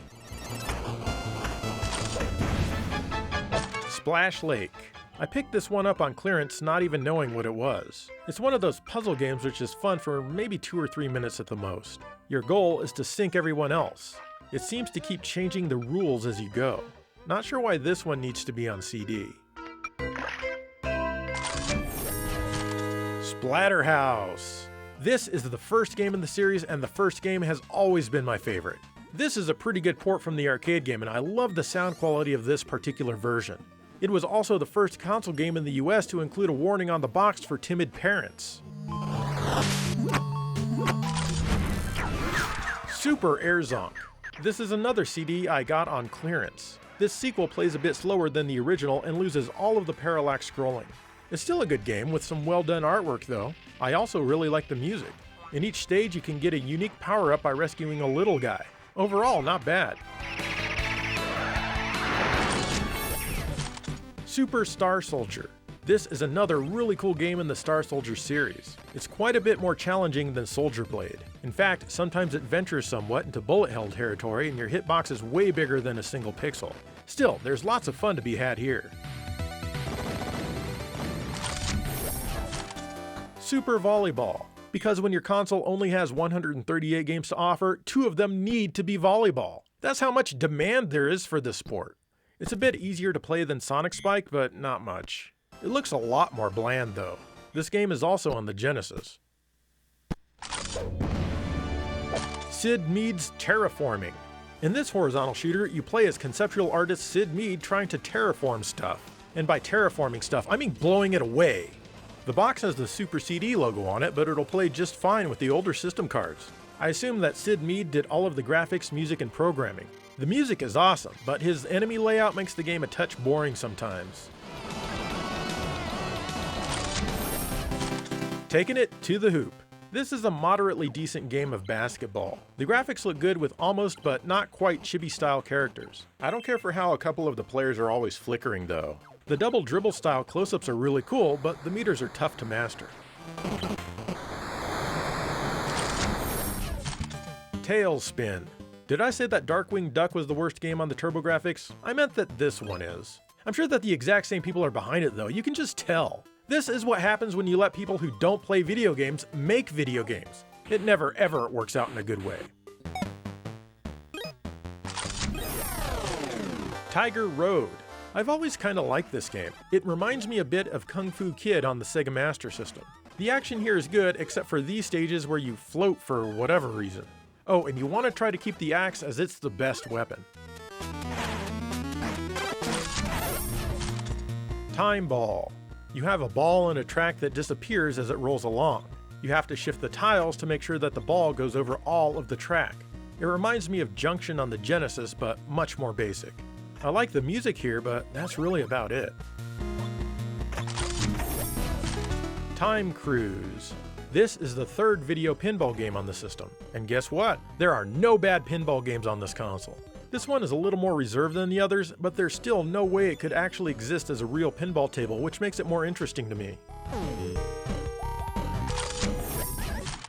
Tricky Kick. This is a puzzle game where you need to kick an animal into the same kind of animal to get it to disappear. This one is fun until you get past the title screen. Otherwise, honestly, I just kind of despise these kinds of games. You might like it though, no hate. Turrican. I've never cared much for the original Turrican, and this one doesn't do anything to win me over. The sequels are all at least 10 to 20 times better, if not even more so. This one feels pretty stiff and janky, and you lose health even if you look at the screen wrong. The poor TurboGrafx.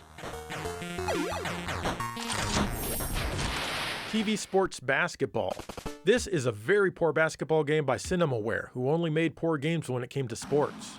The court is viewed vertically and then it goes horizontal when you switch sides, which is odd. It also makes it difficult to know which side of the court you're on. There's hardly any sound, making it feel very empty. TV Sports Football. Here's Cinemaware's football game. The graphics look decent and some of the voices are good. Sadly, that's all you get in this package. The gameplay is a complete afterthought and you should not play this. TV Sports Hockey. This one actually isn't half bad. It's better than Hit the Ice. Surprisingly, Cinemaware's name isn't on this one. Must be the reason for the increase in quality. The scrolling is a bit jerky, but otherwise I give a C+ for the effort. Valis 2. This CD is a very plain action platformer, even for its time. I remember this back when it was brand new and wondering, why is it so plain? It still plays pretty well though. The music isn't bad, but the voices are all acted very poorly. Like I should talk. Magus is the rightful heir and successor to the throne of Vacanti. Valis 3. This CD restores the levels that were omitted in the Genesis version, but of course gets rid of any of the parallax scrolling in the process. The graphics are much better than the second game. I like how you can switch characters at any time after you obtain them, and your attacks now work in a similar way to the legendary axe. The Genesis version does play better though. Vastille. This is a spacefaring strategy game set to lounge music. Take turns moving your pieces around. During the battles, you take control of your piece directly to attack or defend, which is kind of unique. Aside from the elevator music, I like it quite a bit.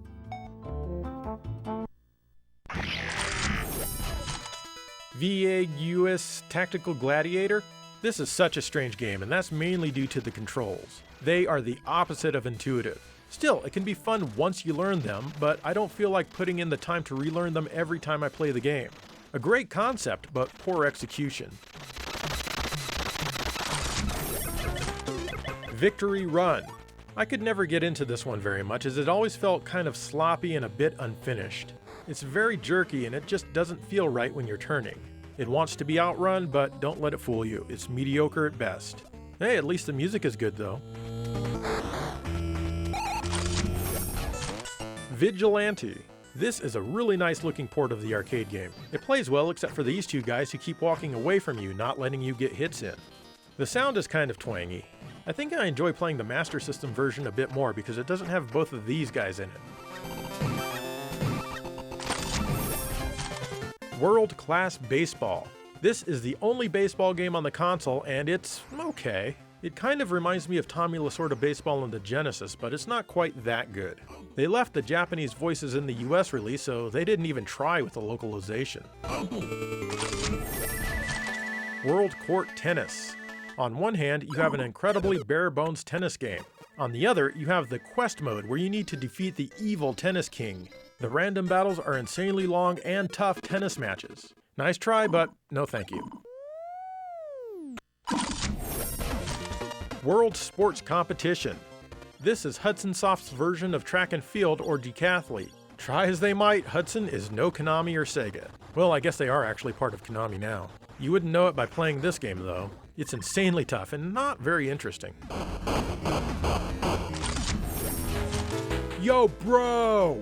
This is the HuCard companion piece to Camp California, complete with Beach Boys music. Skate around rescuing people and defeating bad things that are scattered about. It's actually a really fun concept, but since it's from ICOM Simulations, of course they've got to screw it up. The control is quite bad here, and it would be super fun if it weren't an issue.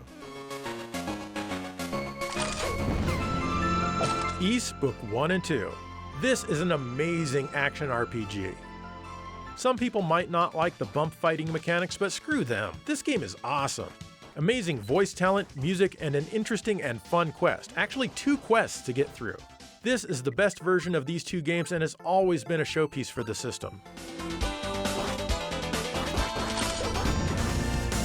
Finally, we have Ys 3 Wanderers from Ys. This one takes place with the side view and you actually have to swing your sword this time. It's only about 3 or 4 hours long, it's jerky as hell, and it's weird. But I still love it, and the music is, again, outstanding. It's quite expensive these days, too.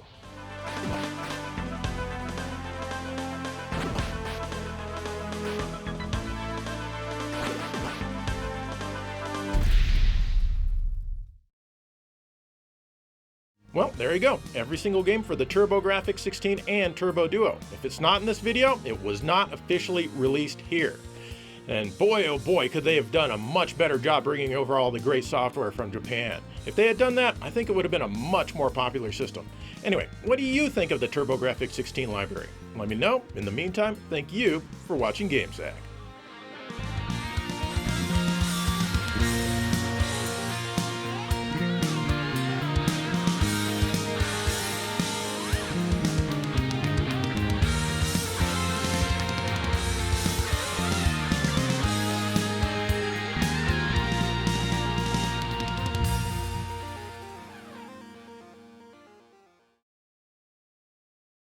Turbocharge your life with the TurboGrafx 16, the higher energy video game system from NEC. Here's what Nintendo looks like. Now here's what TurboGrafx looks like. What a difference! Once more, here's Nintendo. And here's the TurboGrafx 16. Whoa! Are you ready to get turbocharged? Get your ass down to the store and get a TurboGrafx, idiot!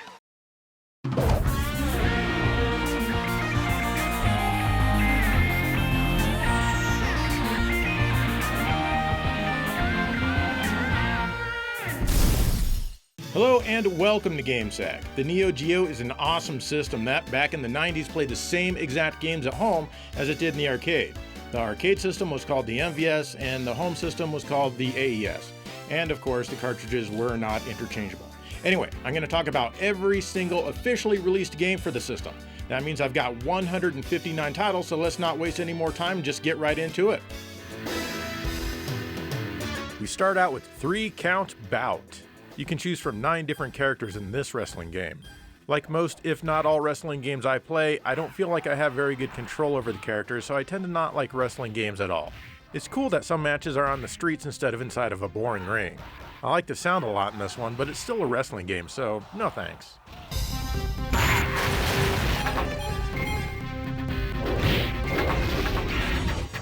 '20 Super Baseball. This is also sometimes called Super Baseball 2020. No matter where you place the 2020, this is an excellent game of Robo Baseball. It's the future year of 2020, and COVID has wreaked havoc on the world. Due to social distancing, we need to have robots play our baseball games for us. Okay, they're not all robots, at least not entirely. This one adds some new rules to the game, like different zones on the field which have an effect on the ball.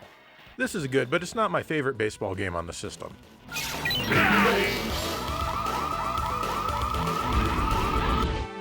ADK World. This is a Neo Geo CD exclusive game that was only released in Japan. Basically, it showcases all of ADK's Neo Geo titles with some information about them. There are even some mini-games to play.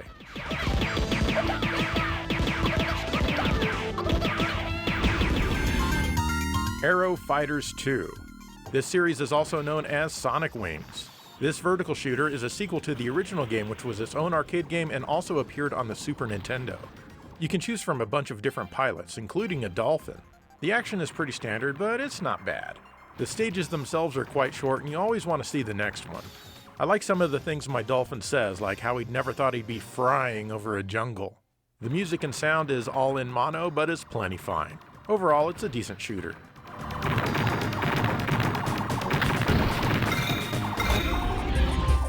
Aero Fighters 3. It's another vertical shooter, of course, with some slight visual upgrades.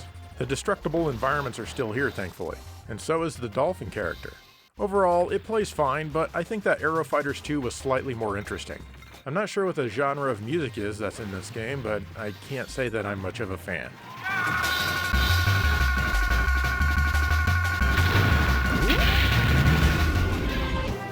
Aggressors of Dark Combat.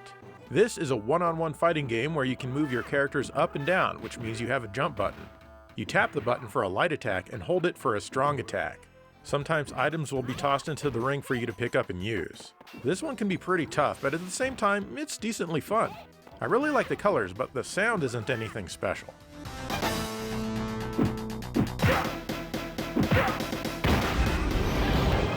Alpha Mission 2. This vertical shooter is a sequel to the original, which was in the arcades and on the NES. Honestly, it's nothing special, and it has a strange power-up system that I've never been thrilled with despite owning this game for like nearly 20 years now. You sometimes have to open a menu and select things, then you're powered up, but only briefly. The game puts just as much emphasis on the bombs you drop on the ground as the shots you fire. The graphics may be some of the most bland on the console, but some of the music is pretty good.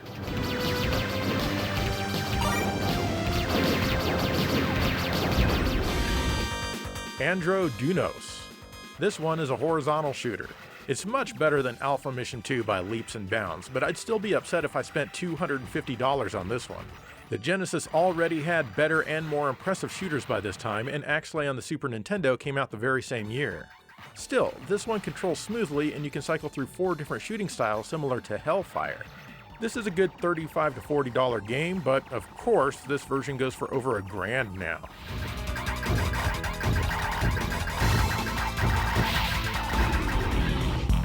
Art of Fighting. Here we have the first true one-on-one fighting game in this episode. Gotta warn ya, there's gonna be a few more before we're done. This one's definitely rough around the edges, but it's still fun and it looks great. It zooms in and out as the fighters get further away and closer to each other. I love the artwork and color in this one, and the sound is fun too. Too bad you can only choose from 2 players in the single player mode.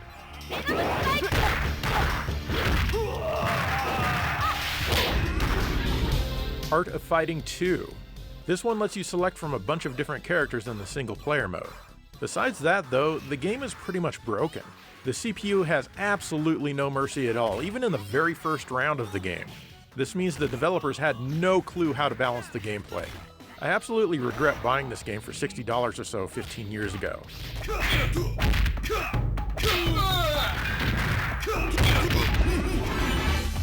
Art of Fighting 3, The Path of the Warrior. This one came out 2 years later. It's definitely a better game than Part 2. The graphics now more resemble an animated cartoon with less detail, but more frames. The control seems laggy as I feel sometimes I have to wait for the characters to respond to my move inputs. There also seems to be a lot of stun time when your character gets knocked down before they can get back up. Nice try, but this game doesn't elevate the Art of Fighting series out of mediocrity for me.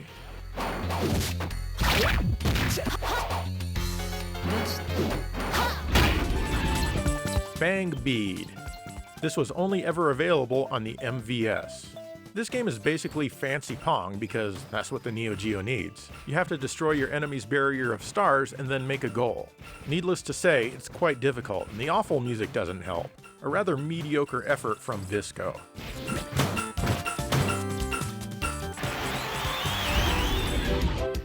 Baseball Stars Professional. This was one of the launch titles for the system and is still one of my favorites. It's a fast-paced game that showed off what the Neo Geo could do at the time. Even if you hate sports games, this one is still fun. It has exciting music, tons of voices, and sometimes voices on top of voices. Even the graphics and animation are great for their time. The AES version has more voices during the selection screens. Baseball Stars Professional is just a great time all around. This is my favorite baseball game on the system. It's a well-hit ball that should be in there for a single. That ball is sharply hit. That should easily roll for a double. Baseball Stars 2. They tried to make this follow-up more exciting, and in many ways they did. The action is now a lot more frenetic with flashing colors and split screens. It plays just as well as 2020 Super Baseball or Baseball Stars Professional. However, it just doesn't have the charm of the first game. The players all seem huge, roided up, and angry for some reason. Plus, the music is quite awful. It keeps saying Baseball Stars 2 over and over. This is tied with 2020 Super Baseball as my second favorite baseball game.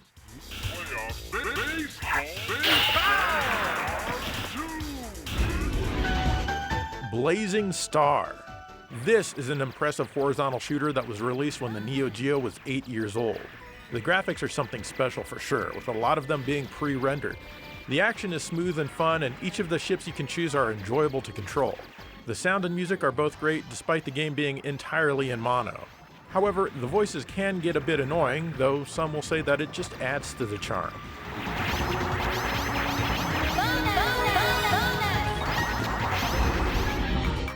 Blues Journey. Here's one of the very few platformers on the system. It's also one of the most colorful games. If you weren't convinced that the Neo Geo had a ton of colors, this will change your mind. It's kind of weird seeing characters this small in a Neo Geo game though. You can even shrink at will, though this is a bit underused. The boss fights are fun and sometimes pretty tough. Still, overall it's not bad, and the English in this game is fantastic.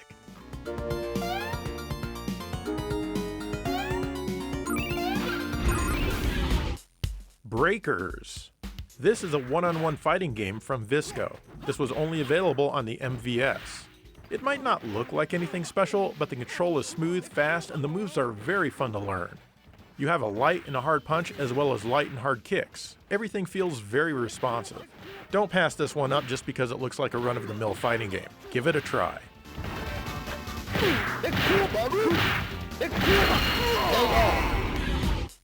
Breakers Revenge. This is an update of Breakers. You have a new character and can play as the final boss now as well. There's been a bit of rebalancing as well as a few minor graphical changes here and there. Either version is a simple but fun game.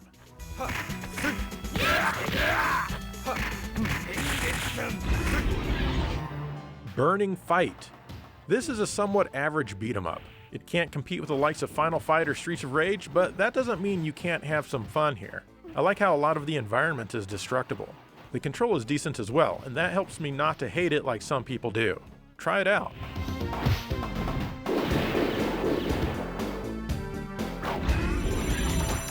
Bust-a-Move.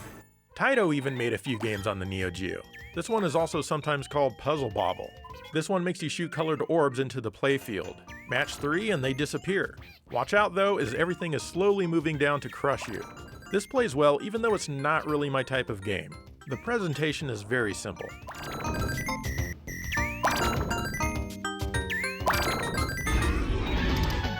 Bust-a-Move again! This is sometimes known as Puzzle Bobble 2. This is basically more of the same in puzzle mode. There's also a versus CPU mode where you both play at the same time and try to beat each other. It makes me like the game less, but fortunately the regular puzzle mode is still here.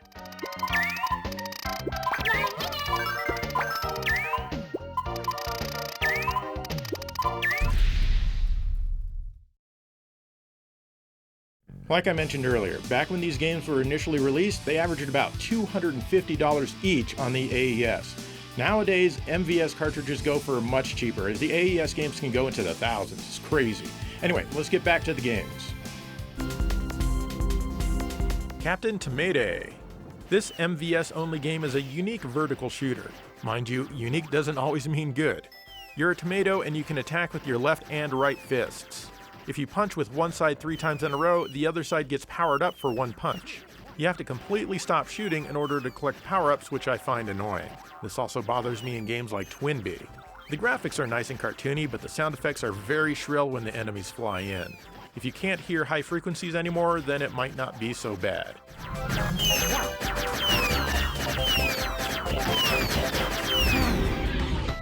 Chibi Maruko-chan Deluxe Quiz. This is a quiz game on the Neo Geo. There are actually several. Answer questions using multiple choice answers. Super fun. No wonder it stayed in Japan and also only on the MVS.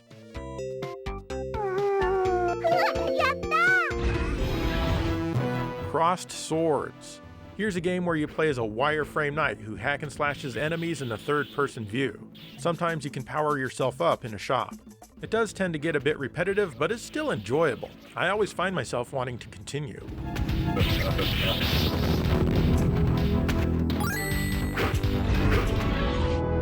Crossed Swords 2. This is a great sequel that was only available on the Neo Geo CD in Japan. It's better in every conceivable way. You have 3 different characters to choose from, the stages feel bigger, and the enemies look a lot better. The music is better as well. A fantastic sequel for sure.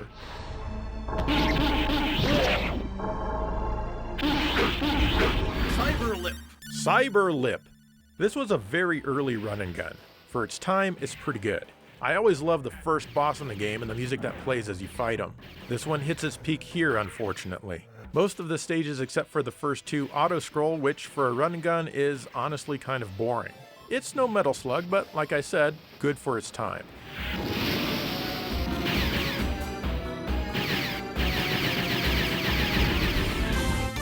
Double Dragon.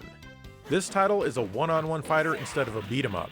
It puts the light and strong punches as buttons A and B and the light and hard kicks as C and D. I personally prefer my light attacks for A and B and the strongs as C and D. The Neo Geo's joystick has the buttons arranged practically in a vertical fashion instead of horizontal, so if I want to concentrate on my strong attacks, well, it's not very comfortable. And of course, SNK never believed in adjustable button configurations. Otherwise, this is a decent game that ties into the Double Dragon movie.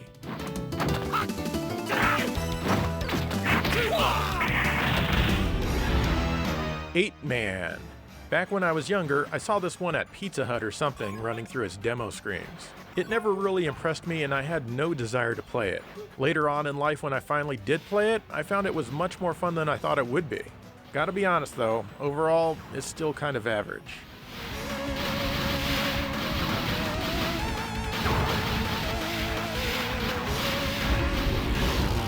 Fatal Fury! This one-on-one fighter was designed by the guy who did the original Street Fighter. In fact, this game was in development at the same time as Street Fighter 2, but it made it out after that one. Fatal Fury's gimmick is switching between the front and back planes, something I never cared much for. Other than that, this is a great early fighting game, much better than the original Street Fighter.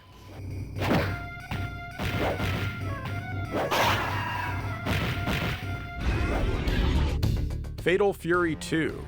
This one has slightly upgraded graphics and music, but the voices are more distorted. The AI is also pretty relentless in this one. I like the additional characters, although I don't feel this one is a huge upgrade over the original.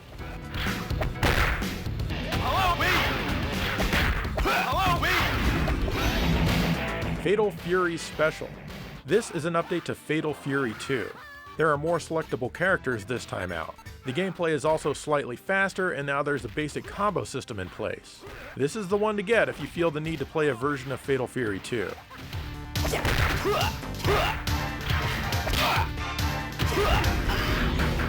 Fatal Fury 3. This is a nice improvement over Part 2 for the most part, in my opinion. The planes have been slightly reworked, but I'm still not sold on the concept.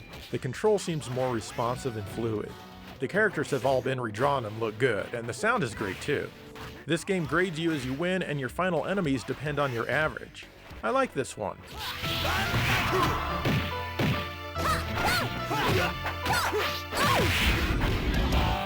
Fight Fever. This is an MVS only game. It's a mediocre fighting game if there ever was one. The characters are all fairly generic and the animation is very stiff. Worse yet, the game will either beat you to a pulp without letting you get a single hit in, or it'll just stand there and not fight back while you absolutely destroy it. Not recommended.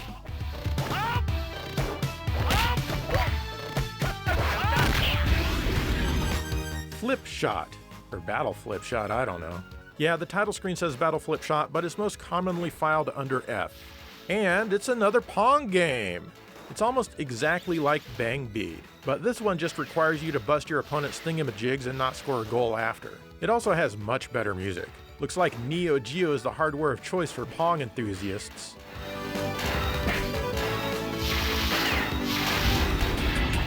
Football Frenzy. Well, I guess SNK had to have a football game. It's fairly easy to play and overall pretty simple. I never had any success with the running plays.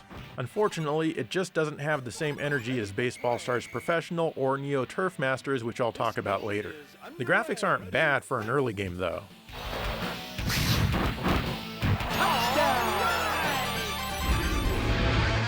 Galaxy Fight. This one is from Sunsoft and features interplanetary fights. The color palette kind of reminds me of a Genesis game. That's not a knock against it, but there's really nothing Neo Geo about the visuals except for the zooming. Speaking of that, the amount of zooming in this one is quite distracting. As a fighting game, it's decent.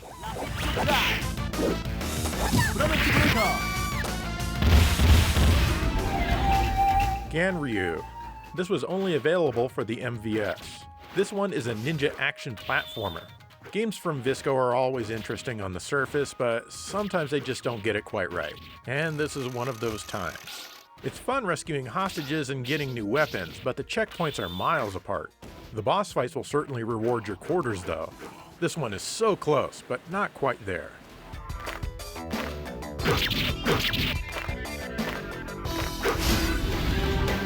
Garo, Mark of the Wolves. This is actually the last Fatal Fury game, though not alphabetically. In all honesty, it's probably one of the best fighting games on the platform, bar none. It's definitely one of my favorites. I really like the top system where you choose part of your life bar. Once your life gets there during a fight, you can do some powerful moves and even get some of your life back. Not to mention the controls are super smooth, which is impressive given how fluid the animation is. The sound is mostly average for the console, which means it's quite good. I suggest you go down to one of your local thrift stores and pick this one up for $5 and add it to your collection.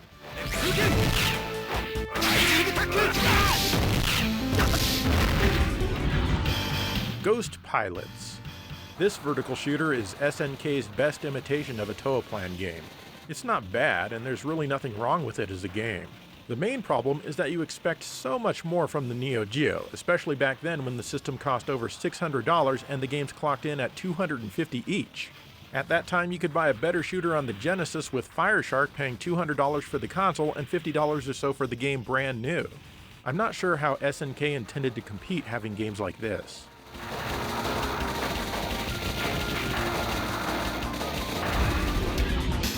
Goal! Goal! Goal!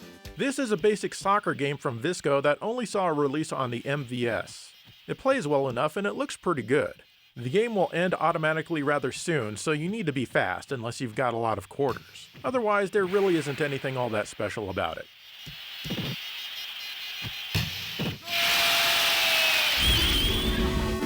Guru Rin.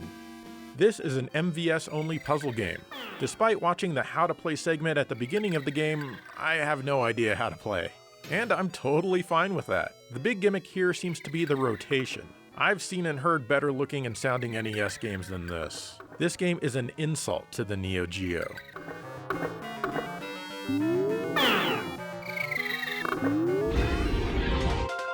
Idle Mahjong Final Romance 2. This is a Mahjong game exclusive to the Neo Geo CD in Japan. You play Mahjong against hot women, I guess. Exciting!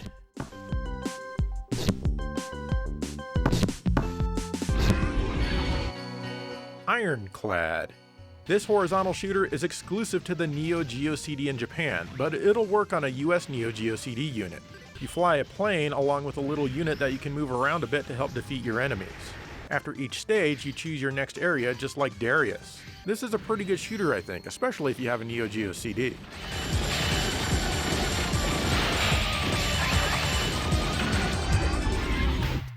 Irritating Maze.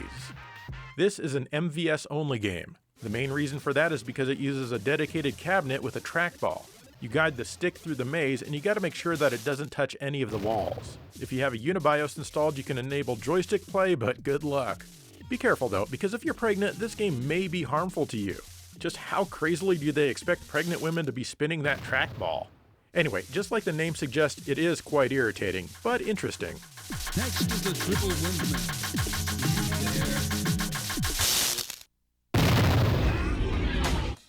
Jockey Grand Prix. This is a game where you bet on horse races. Place your bet on one of the horses, then passively watch the horses race, then immediately lose. This is what the Neo Geo experience is all about. F you Super Nintendo and Sega Genesis. This required its own unique arcade cabinet.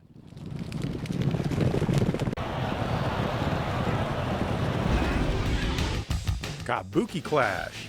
This fighter is based on the Far East of Eden franchise. I've loved this one since I first played it on the Neo Geo CD. The characters are all really colorful. Actually, so is most of the game. There are items that get scattered throughout the match that can affect you and your opponent. There's also some really good music. Lots of fun to be had with this one.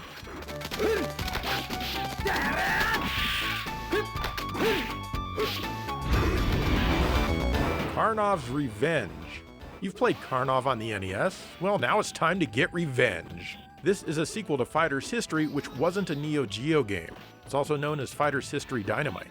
Like Double Dragon, the punches are on one side and the kicks on the other, so it's not ideal. Still, this is a fun game if you're jonesing for some authentic Karnov action. I'd rather play the NES game myself.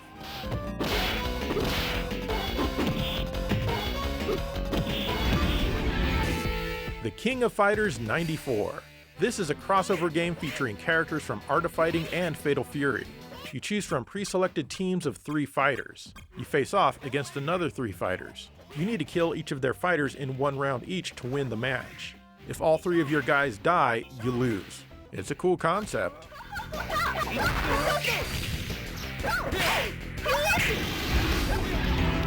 The King of Fighters 95. They made these every year for a while, so you might as well settle in. This one feels better than the first. I think that's mainly because you can create your own team of 3 from a ton of different fighters now. This is quite an enjoyable game.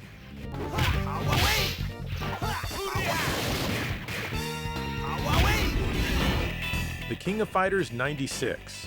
This one feels like a fairly substantial upgrade to 95. There are redrawn character graphics, more moves, and it just seems a bit snappier.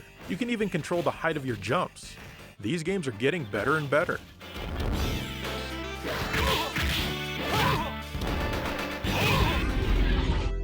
The King of Fighters 96 Collection. This Neo Geo CD exclusive is basically extra features for the game. You can preview character artwork, learn more about each character, and even practice your moves. An interesting but ultimately unexciting CD release.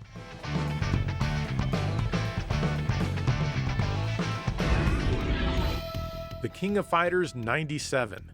This one adds extra and advanced playstyles which affect some of your techniques. I prefer advanced. Also, not every character has music in this one, as you often just get ambient sound.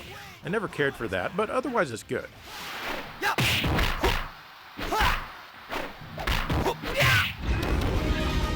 The King of Fighters 98.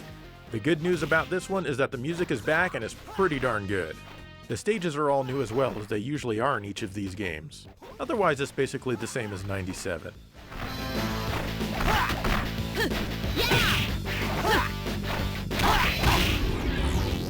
The King of Fighters 99. This one adds the striker system, which lets you choose a 4th character. You can call them in a few times in battle for a quick attack. Is it just me, or is it getting harder and harder to find who I want to choose in time during the character select menu? Geez, give me some more time there. The music in this one is quite good as well.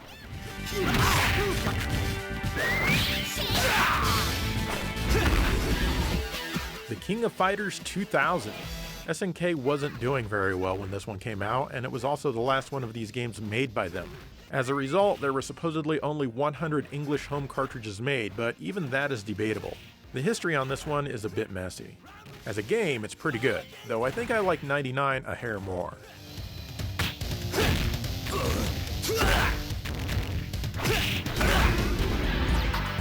The King of Fighters 2001. This one is made by EOLib. It lets you choose from 4 players and add more strikers from your roster. The series is starting to get a little convoluted with this stuff, and I don't feel it added anything. In fact, I like it less than last year's game. It's still good though.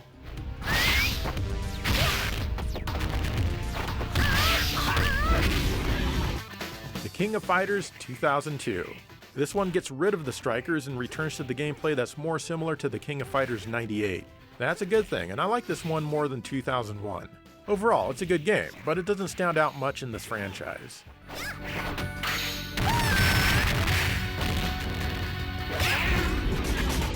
The King of Fighters 2003. Here it is, the last game of the franchise on the Neo Geo. Is it the best version? Yeah, it just might be. Taking a cue from Capcom, now you can switch back and forth with your other partners at any time. You still have to defeat everyone, but it no longer fades out and starts a new round. The energy and pacing of this game is incredible. My only complaint might be that it's too short. But it's still incredibly fun and a great swan song for the series on the console. This is also the biggest game on the system, clocking in at 716 mega power! It's also one of my favorite fighting games on the Neo Geo.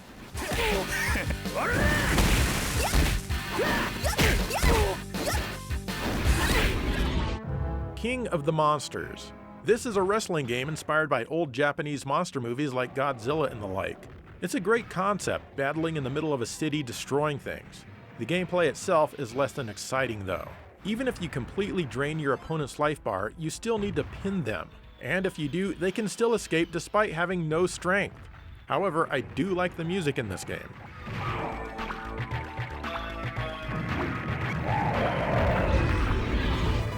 King of the Monsters 2. This is a much better game than Part 1 in my opinion. Now you need to battle through a stage and face the boss at the end of it using similar moves to the first game. However, this one doesn't require you to pin your opponent. The locations you fight in are more interesting and varied, and I love how you can pick stuff up from the landscape and throw it. Great music once again.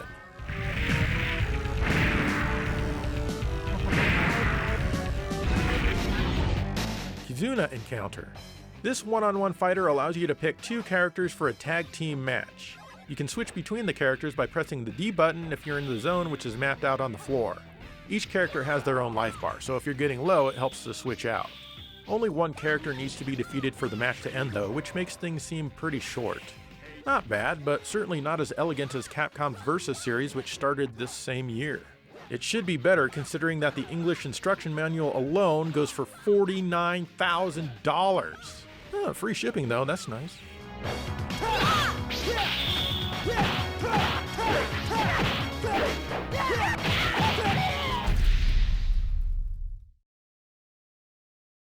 Now, some Neo Geo CD games like Crosswords 2 and Ironclad were actually converted to cartridge versions by fans. Now, they lost the CD music, but they play exactly the same and they still sound good. Anyway, up next, I've got a fighting game for you. Who would have guessed? The Last Blade. This is a pretty fun weapons-based fighter. I love the graphics and the locales. Of course, you've got to choose to play with the offensive orgy mode. How could you choose anything else?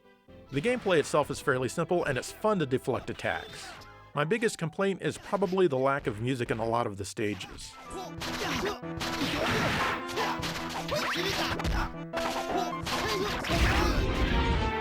The Last Blade 2. This is a pretty good sequel. The stages are all different and the presentation is nicer, but the gameplay is more or less the same. Not that that's a bad thing. Overall, I feel that this is the better game, but you can't go wrong with either. It still needs more music.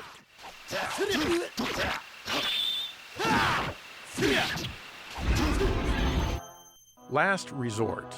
This is a rather difficult horizontal shooter. It's inspired by R-Type for its gameplay and Akira for its aesthetic. Nothing wrong with either. It can set you back pretty far when you die, and you will die.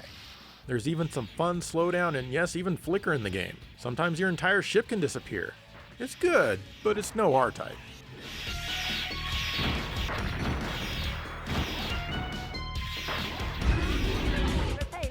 League Bowling. This is a fairly basic and fast-paced bowling game. The controls are easy to understand and anyone can pick it up and play. It's overall an easy game, but tough to get an absolutely perfect game. I'd say that this one is a decent party title.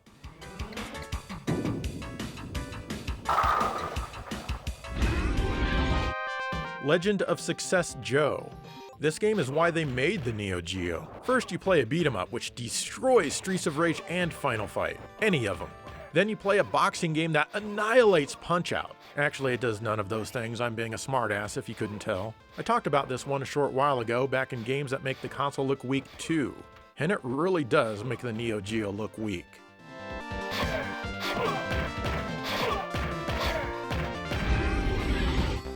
Magical Drop 2. This is a puzzle game from Data East where you grab balloons and then toss them back to match 3 or more of the same color. It plays well, but it gets kind of boring after 3 or 4 minutes, at least for me. It's not really my kind of game.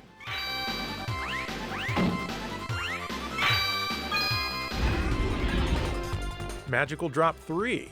Same concept as the last one, but this one forces an opponent on you. Normally I hate this, but it actually made me prefer this one over Part 2. The stages actually end now and they're not tremendously long. I hate to say it, but I actually enjoyed this one. No! Nice! Watch out! Go! Magician Lord. This is an early game that blew me away when the Neo Geo first came out. It looks and sounds incredible and it really showed off the power of the Neo Geo. It's also very tough. The AES version is much more difficult as it implements a checkpoint system. The best way to beat it is to get far in the arcade and use a memory card to continue at home. The AES version has a cool intro that's not even present in the data that's on the MVS cartridge. This game didn't age tremendously well, but I love it anyway.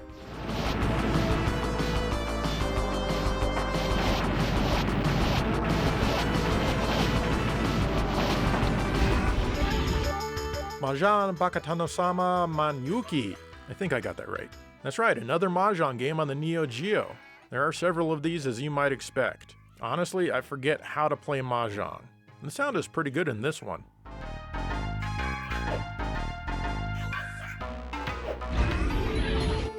Mahjong Kyoritsuden. This is another Mahjong game and it lets you create your own character's face. Then it sings a song as you play. Other than that, well, it's just Mahjong.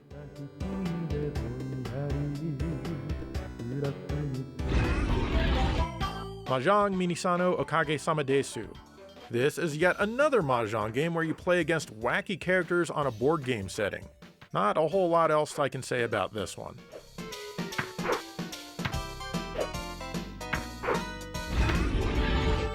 Master of Shugi. Well, at least it's not Mahjong, at least not that I know of. But I don't know how to play this game either. Looks like chess, but it's not. I like some of the digitized graphics.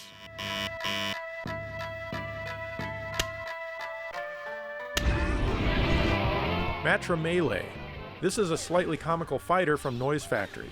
It doesn't take itself too seriously, but unfortunately it wears out its welcome rather quickly. There are very few different areas to fight in, and you'll see the same stage with minor changes several times per game. The music is actually recorded audio, but in mono with low fidelity, which is something that Noise Factory loves to do. Overall, I'd say that this one is above average.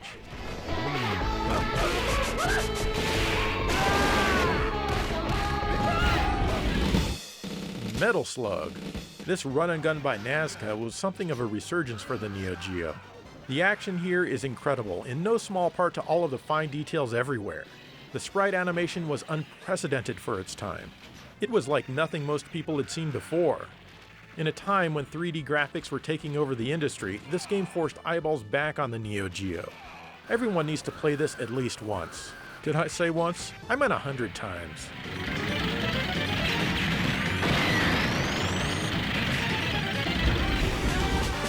Metal Slug 2. This sequel adds the ability to be changed into other things like a mummy. You can ride more vehicles, like a camel for instance. You can also choose from 4 different characters now. Overall, it's still a great game, but it's practically crippled by the massive slowdown in many areas. Flame shot!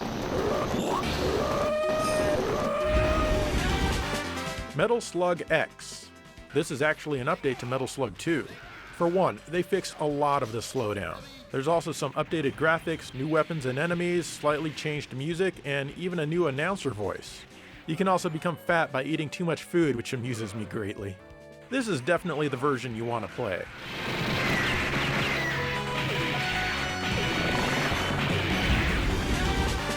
Metal Slug 3. This is another great sequel. You're fighting lots of aliens and supernatural things in this one. It also adds some branching paths. They all lead to the same boss, but it does add replayability. The graphics are some of the best ever, and it's the absolute pinnacle of 2D pixel art. Everything else has seen improvements as well. The final stage is probably a little bit too long. I can't recommend this one enough. This is peak Metal Slug right here. Okay. Heavy machine gun.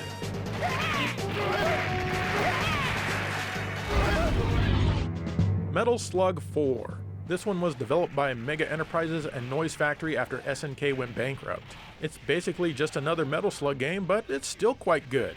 The character roster is now a bit different. The music is streamed in mono, but it's also quite good. This game isn't as good as Metal Slug 3, but it's still, well, quite good.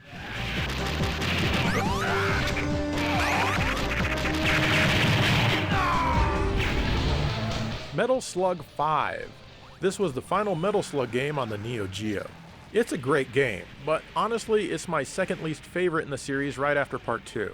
By this point, the assets had all been repeated so much without a lot of new stuff that it just kind of got old.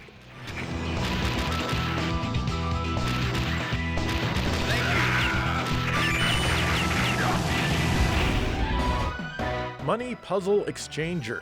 That's right, you exchange some of your money to play this puzzle game, though I recommend just saving it. It plays kind of like Magical Drop, except I think you have to do math to match the money amounts. This math is way too complex for me, so no thank you. This was only released on the MVS.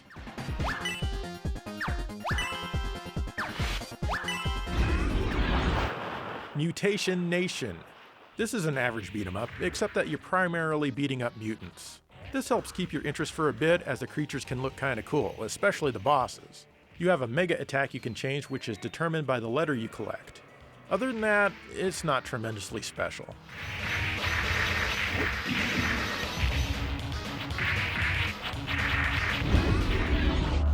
Nom 1975. This is another early game on the system. At first, I didn't like it much, but once you get the feel for the control scheme, it quickly becomes very enjoyable. You need to be good at cartwheeling out of the way of enemy attacks.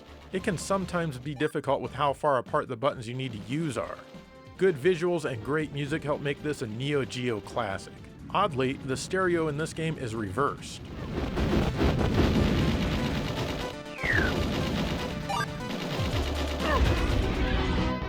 Neo Bomberman. What can I say? It's Bomberman on the Neo Geo. This was only released on the MVS. Bomb the monsters or your opponent to win the stage. It plays well, but I wish the background graphics would change more often. The music is probably some of the best in any Bomberman game.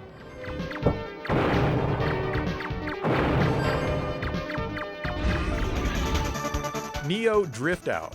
This overhead rally game is probably the best game that Visco has ever made. It's also my favorite overhead racing game by a mile or two. The controls are excellent, and I love how it feels to steer the car. It's also quite challenging, and you can't just keep dropping in quarters to increase your time. However, you can continue and try the course again. I love how it scales in and out as needed. It's not distracting at all, and in fact, it makes it more intense. Watch out! Oh my God! Right. Neo Geo CD Special. This was exclusive to the Neo Geo CD in Japan, as you may have figured.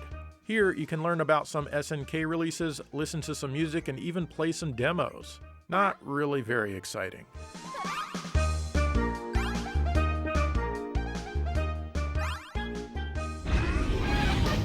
Neo Geo Cup 98. Another soccer game. This one plays fine and it's super fun to score goals. I love how the graphics feature a zooming and line-scrolling field. Pretty ambitious stuff and it works well. This one came out after Super Sidekicks 3, which I'll talk about later. It's definitely a good soccer game, though I personally wish it had some cool music.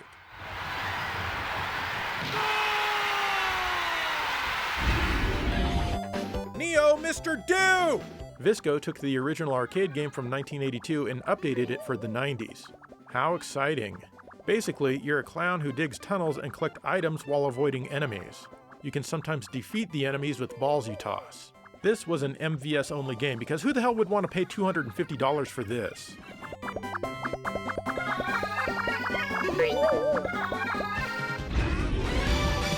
Neo Turf Masters. This is probably the best golf video game ever made. Developed by Nazca before they did the Metal Slug games, this actually makes golf exciting even if you don't like golf. The arcadiness of this game can't be denied, and the fast pace does a lot to keep your interest.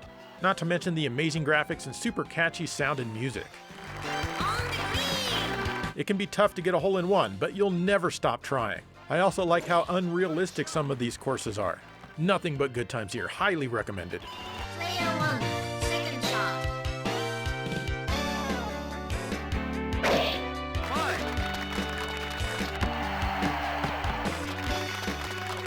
Fairway.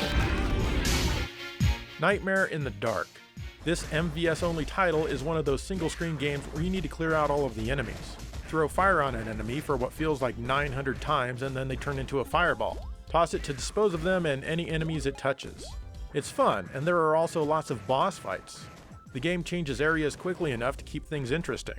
The only thing I don't like are some of the distorted sound effects.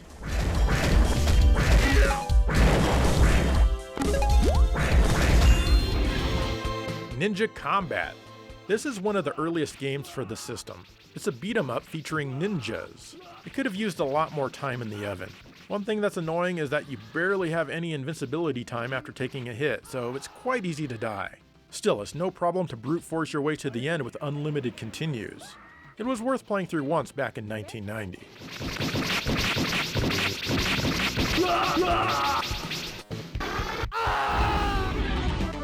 Ninja Commando. This is another ninja game by the developers of Ninja Combat, and it even stars the same main character. This one's an overhead run and gun, and you're a time soldier trying to restore the future. This is definitely a more interesting game than Ninja Combat. I'd say this one is worth playing through even today.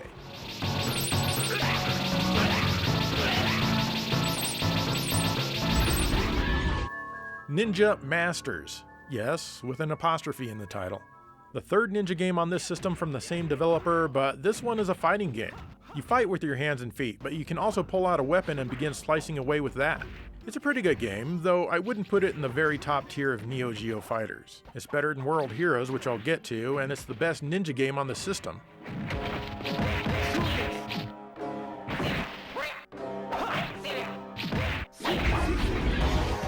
Overtop. This is a racing game similar to Neo Drift Out, but made by the developers of all the ninja games on the system. This is another good one. I'm not sure how games like this are always so great on the Neo Geo. I'd put it behind Neo Drift Out in overall excitement though, but this one is still quite enjoyable. The graphics are very detailed, though they don't scale. The music is kind of relaxing. Try it.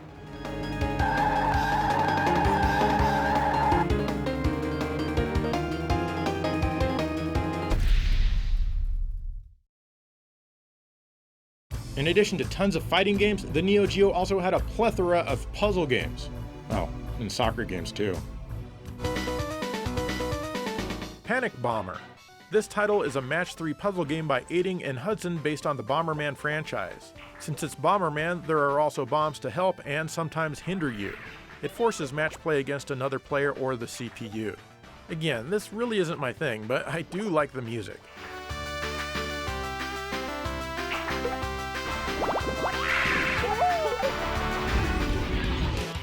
Pleasure Goal. It's a soccer game. Not really my goal when it comes to pleasure, but hey.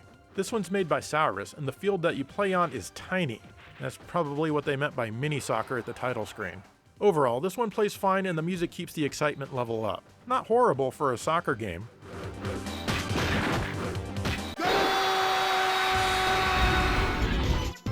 Hokey and Nya. This is a very strange puzzle game. You don't just match 3, but instead change the pieces to spike balls to make the same color disappear. The more you make go away at once, the more you can harm your opponent. It's okay, but I find that it requires a bit more concentration than regular puzzle games.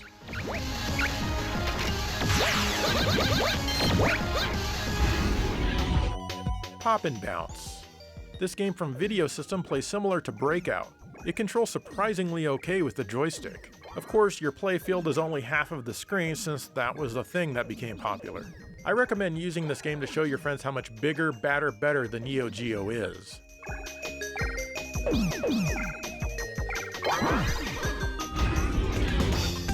Power Spikes 2. This is a volleyball game only for the MVS from Video System. If you want to play it at home, this is also on the Genesis and TurboGrafx-16 as Super Volleyball. It's just that this one is upgraded for the 90s with robots. That's it, really. Not much excitement to be had here.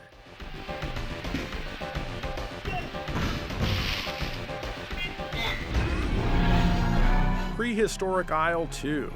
This is an MVS-only horizontal shooter for Mimikobo. All of the visuals are pre-rendered and quite striking to see in action. This must have cost them a ton to render everything out. There's certainly nothing wrong with the gameplay, though there aren't a ton of different power-ups. You also need to rescue and defend humans from time to time.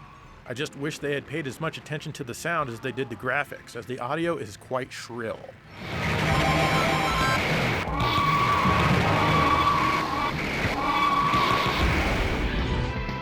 Polestar.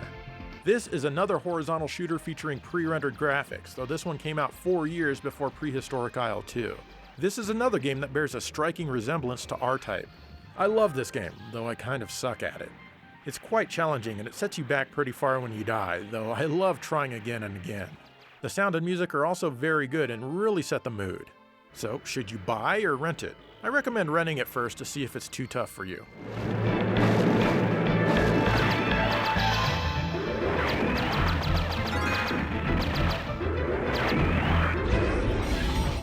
Puzzle de Pont!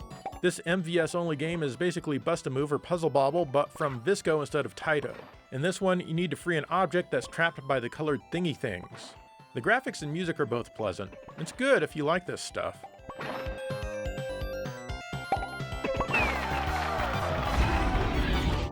Puzzle de Pont R.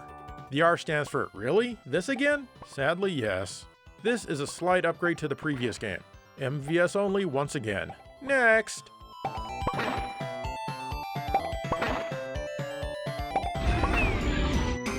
Puzzled. This is also known as Joy Joy Kid. The concept is to play Tetris and clear enough blocks to free the balloon at the bottom. I can't tell you how much I absolutely hate this game.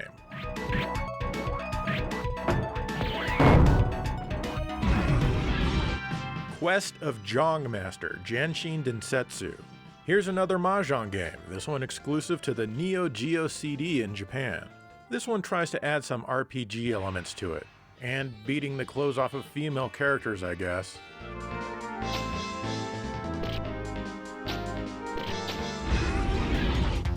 Quiz Daisusa-sen. Yay, another quiz game. You again choose 4 different multiple choice answers. This one has some good graphics and music though. I'm surprised so much effort was put into its presentation.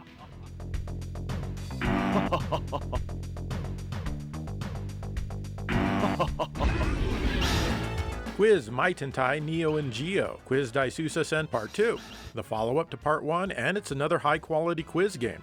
This one even has a shop to help you out. Might be fun if I could read it.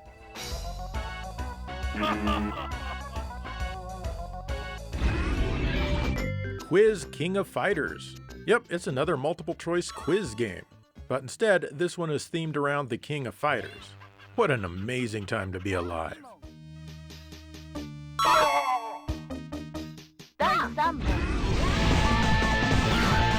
Rage of the Dragons. This is a spiritual sequel to the Double Dragon fighting game also on the Neo Geo, though it lost the Double Dragon branding. The controls are much better here, with the weak and strong attacks coupled together on each side of the stick. It's a tag battle game like the Capcom Versus games, and it works well here. As a game, it's quite nice, much more fun than the Double Dragon fighting game. But the sound effects are some of the worst I've ever heard in any game ever made. Way too loud and very distorted. It really brings the experience way down for me.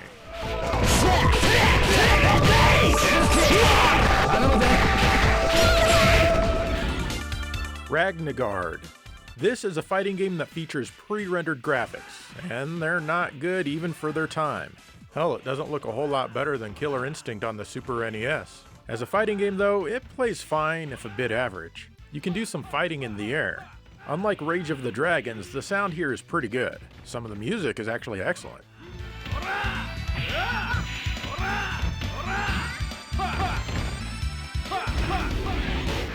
Real Bout Fatal Fury.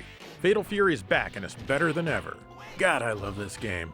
You now have fewer attack buttons, but also a button to change planes, which is mostly used to dodge. The attacks in this game feel so good to inflict on your opponent.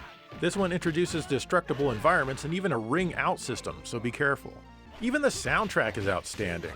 The only thing that bothers me about this one is that you have to fight 3 different matches in the same place before you move on. Oh well, at least they're always fun.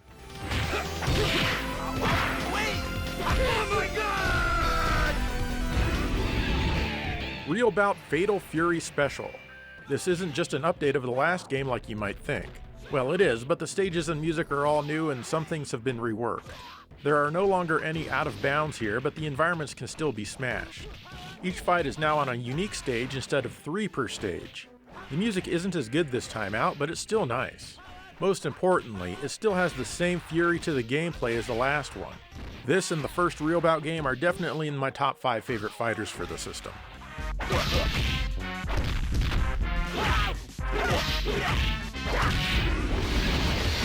Real Bout Fatal Fury 2.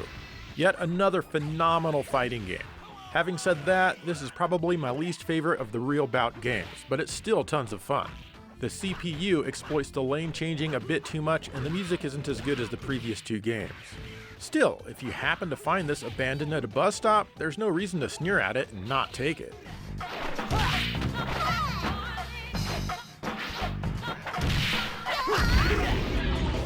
Riding Hero.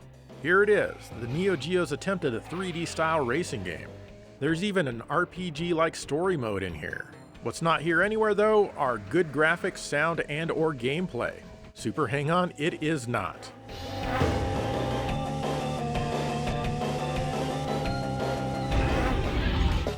Robo Army. This is another fairly basic beat 'em up for the system.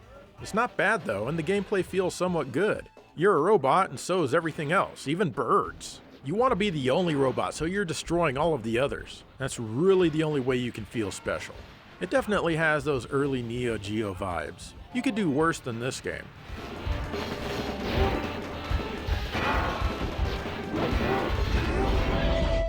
Samurai Showdown. Yes, that's how they spell Showdown. This series is also known as Samurai Spirits. This weapons-based fighter was the first entry in another one of SNK's popular fighting series. You have weak, middle, and strong weapon attacks as well as kicks. The ambience is pretty incredible in this game, and there was certainly nothing like it at the time.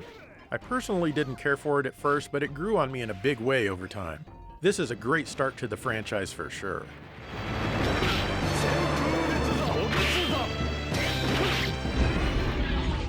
Samurai Showdown 2.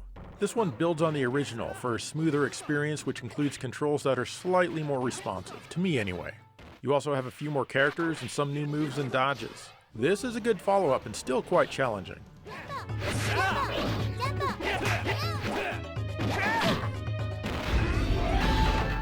Samurai Showdown 3. This sequel adds another weapon attack button, so now you have weak, medium, and strong attacks all as their own buttons. As a result, now there's only one button for kick. The graphics have all been redrawn. You also choose between slash and bust modes. I personally like slash. This is another good one in the series.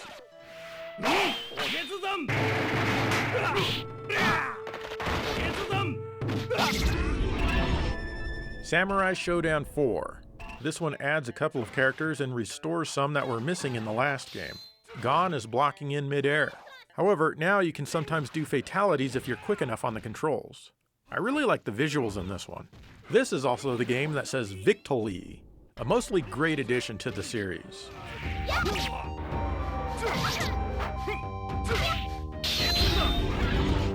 Samurai Showdown 5.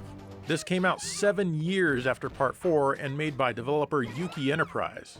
The controls have changed yet again, requiring you to press A and B together for a strong attack, C is kick, and D does some other stuff like roll. Lots of new characters are here, but gone are the slash and bust modes. It's still a fun game, and everyone should enjoy it.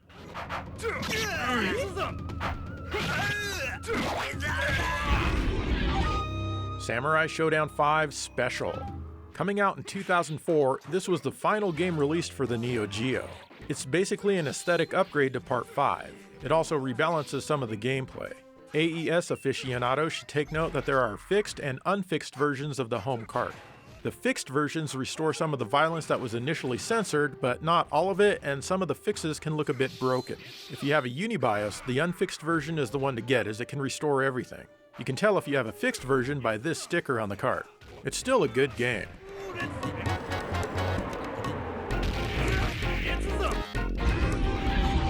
Samurai Showdown 5 Perfect. I might as well mention this one here. This was made about a year after 5 Special in order to give new stories to the characters and make final adjustments to the gameplay. It was tested in a single location on MVS hardware back then, but SNK pulled it and an official release didn't happen until the Samurai Showdown Neo Geo collection on modern consoles all the way in 2020, 30 years after the Neo Geo was introduced. As a game, it's perfect. Otherwise they couldn't call it perfect. I mean, that's the law.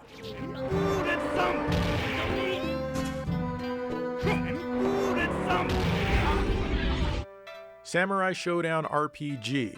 This was exclusive to the Neo Geo CD in Japan. Well, as far as Neo Geo systems go anyway. The only true RPG for the system, and there's a translation that's been in the works for a while. Yes, this game even has random battles. I can't wait to be able to play this in English someday.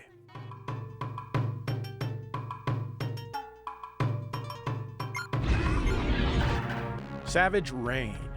Here's a fighter that takes the switching planes from Fatal Fury to a whole new level, literally. In this one, you can jump back and forth between levels. It's pretty cool at first, but eventually it kind of wears out its welcome. Some of the characters are from Kizuna Encounter. I like some of the graphics, and this one is worth playing every once in a while.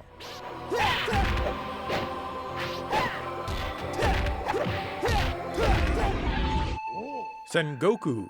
I've never cared for this game, and I still don't. It's a beat 'em up and you're fighting lots of ancient Japanese characters. Several times per stage, you'll be whisked away to the sky to take care of nonsense up there. Others will help you after you defeat them, and you can temporarily change into a new form. The hit detection is pretty bad, and you need to be super close to inflict any damage. The animation is also very stiff, but the main problem is that it's just not very fun.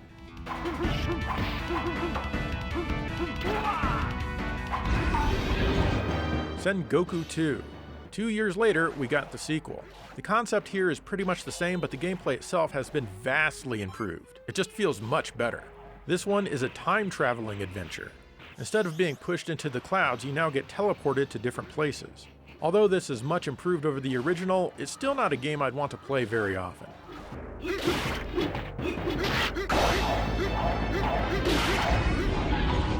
Sengoku 3. 8 years later, we finally got Part 3 from Noise Factory. This has absolutely nothing to do with the previous 2 games. It's now a fairly straightforward beat 'em up, and it's much better for it. The graphics, animation, and the music are all super good. However, I still feel that this one is a bit overrated. As you slice away with your weapon, your character will sheath it after the 3rd or 4th swing. Then there's a delay before you can swing again. Not fun. It gets repetitive as well.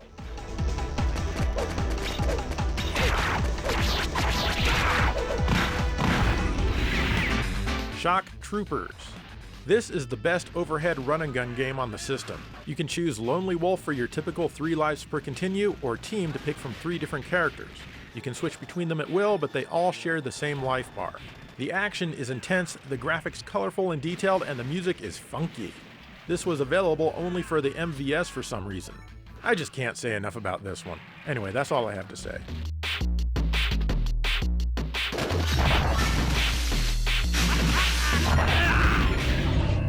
Shock Troopers Second Squad. I'm not sure what they were thinking with this one. It is a good game, but it's brought down by several things. 1. All of the graphics have been pre-rendered, making the game look like preschool Shock Troopers or something. Next, there's a massive amount of slowdown that affects nearly the entire game. The voices are hilarious though. Stick with the first game.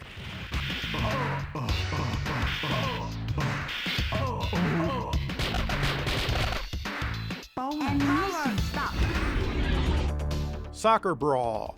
Another soccer game, but this one is Robo-Soccer.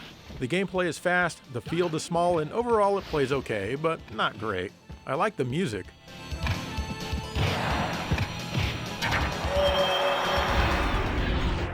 Spin Master. This is a fun little platformer from Data East. You control a little yo-yo wielding dude, and you can also use a bunch of other weapons. You'll be switching them out a lot. Each weapon also has its own special attack. There are some auto-scrolling stages here and there as well.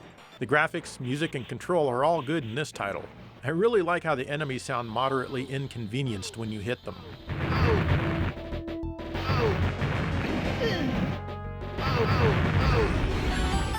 Stakes Winner. This is a horse racing game. You actually get to control the jockey in this one and not just bet on the horse. Better than I thought it would be, but still only okay.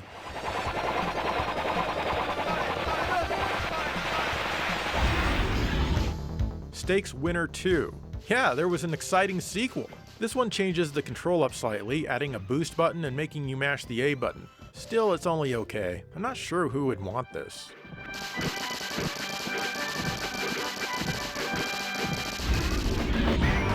Street Hoop.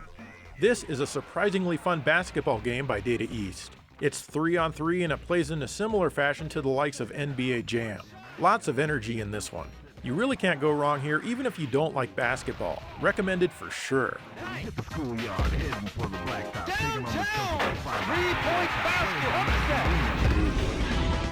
Strikers 1945 Plus. This is a vertical shooter from Sykio and a remake of Strikers 1945 2. In this one, the bullets are pink and blue, making them much easier to see. The gameplay is only a bit above average though, and not Sykio's best. That said, it's better than Ghost Pilots. The graphics are detailed, but quite muted, which helps the bullets stand out even more. This one was only released on the MVS.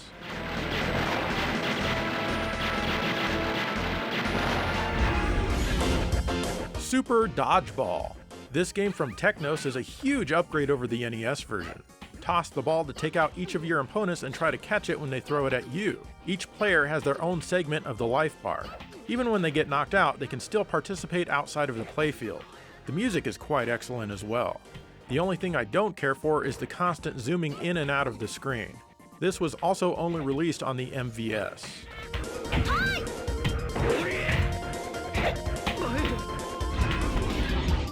Super Sidekicks. Yep, it's a soccer game. It's just as difficult as real soccer too. The field gently zooms in and out a bit. The music is nice, but I still got bored after a few minutes.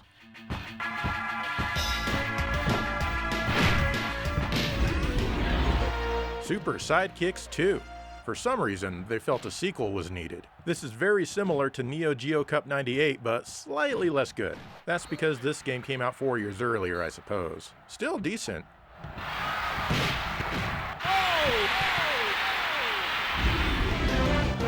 Super Sidekicks 3. This is almost the exact same game as Neo Geo Cup 98. The music is different when there's music, and of course the title screen is different, and I guess some of the teams are different. Otherwise it's identical as far as I care to tell.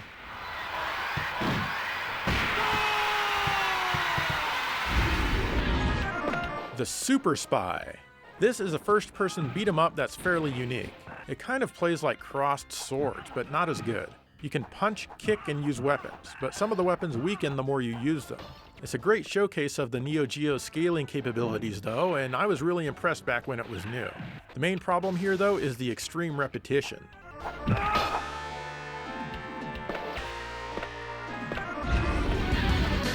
SVC Chaos SNK vs. Capcom.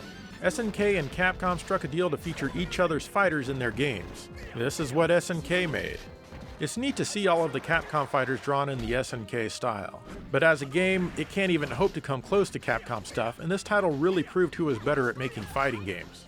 It's extremely unbalanced. For example, all this guy does is spam his Coco Disco move again and again. Coco Disco, Coco Disco, Coco Disco. Jeez, where's the power button? Coco Disco, Coco Disco, Coco Disco, Coco Disco, Coco Disco, Coco Disco.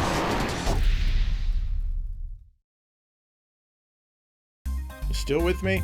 Fantastic. Let's finish this up. Tecmo World Soccer 96. Yay! Another soccer game! The visuals in this one look fairly average, though the screen zooms in and out on occasion. The gameplay threw me off at first because the pass and shoot buttons are the exact opposite of every other soccer game on the console. Once you get used to it, it plays okay. I just wish that Tecmo had made Ninja Gaiden for the Neo Geo instead of this.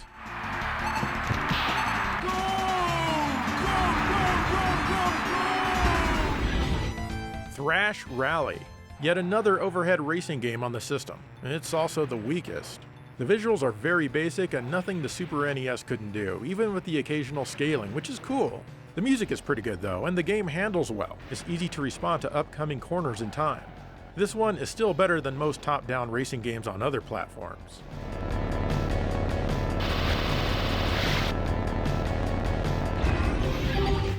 Top Hunter. This is a platformer from SNK themselves. The gimmick here is that you can jump back and forth between layers with the press of a button. SNK sure loved having different layers and planes in their gameplay, didn't they? You can punch, throw things, get power-ups, and even ride in vehicles. I feel the graphics should be more colorful and less muted for such a game, but that's kind of SNK's modus operandi. Still, you could certainly do worse than this one.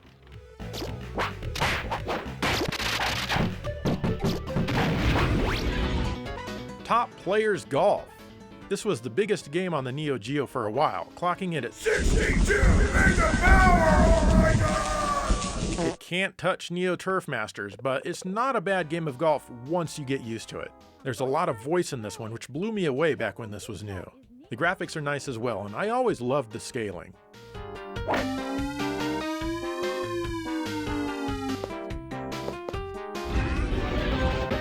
Twinkle Star Sprites. This is a vertical shooter which has the aspects of a puzzle game. Basically, you're trying to beat your opponent on the other side of the screen. Getting chains and whatnot will send attacks to your opponent which may damage them. Whoever loses all of their hearts first loses the stage.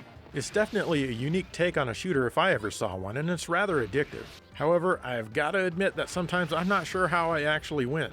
The graphics are bright and colorful, and there's also plenty of slowdown and flicker. The music is also quite good and very fitting. Go out and buy this one right now.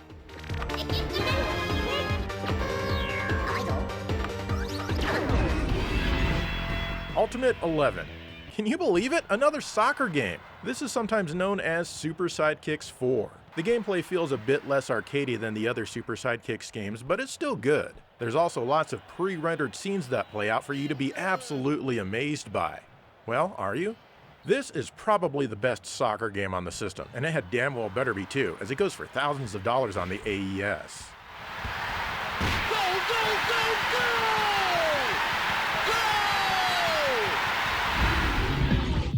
Go! Viewpoint. Here's a shooter that takes place in an isometric playfield, which can make it a bit awkward to play. It also features the first pre-rendered graphics on the Neo Geo, if not any system ever. It looks and sounds great, but boy oh boy is this one tough. It really stood out back when it was new, though I think you should give it at least 2 tries. I say 2, because you're going to get your ass kicked on the first try.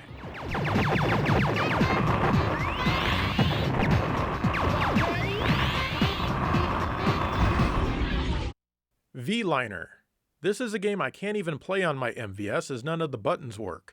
It's basically a slot machine game that requires its own dedicated cabinet with some extra wiring for payouts and the like. That's all I can really say. Voltage Fighter Gaokaiser. This is a fighting game, if you couldn't tell by the title. It's mostly standard fare for the system, which is to say it's good. After you win a match, your opponent offers to give you one of their moves. Then you can use it in future matches. Be careful though, because you can only hold one extra move at a time, so if you learn a new one, it replaces the old one. The graphics, artwork, and music are all quite good. The only things I could wish for are more frames of animation and also less extreme zooming of the screen.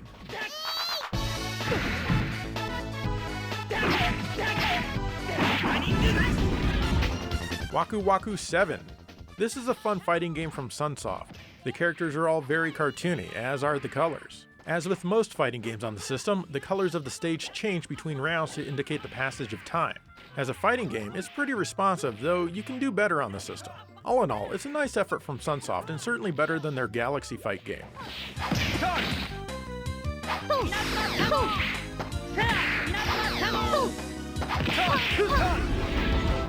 Windjammers.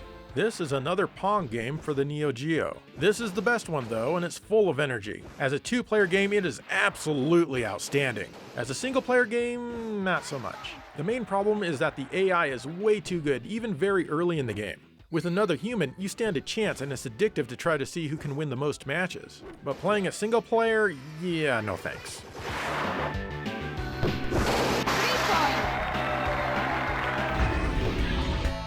World Heroes. This is a mediocre fighting game. You only have 3 buttons to worry about: punch, kick, and throw. Aside from some nice colors here and there, there's not much to say about this one other than it's kind of boring.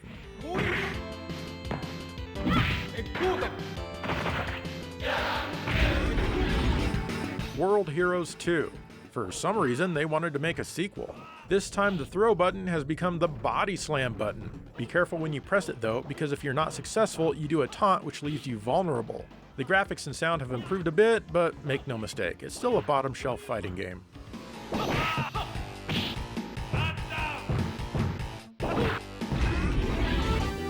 World Heroes 2 Jet. The slightly increased speed of this one does make it a little less boring. I still can't say I'm much of a fan though. The music is pretty good, but only one song plays in the non-tournament mode, which is the closest thing to a normal stage structure that this game offers.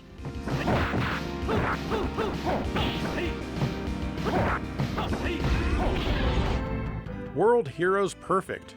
That's a lie, it's not perfect. They should be sued. However, it's definitely the best World Heroes game, though that's not saying much. It has real controls now, and the punches and kicks are on their own side, which I kind of dislike, but it's still better. The background graphics are awesome, though the character graphics haven't changed much, if at all, since the first game.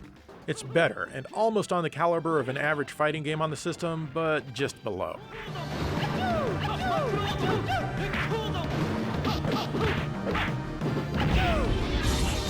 Z-Blade.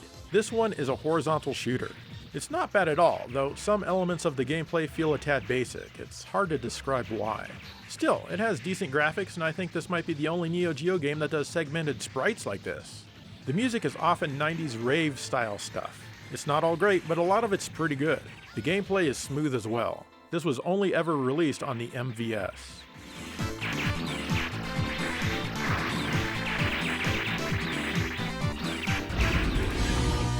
Zin Trick.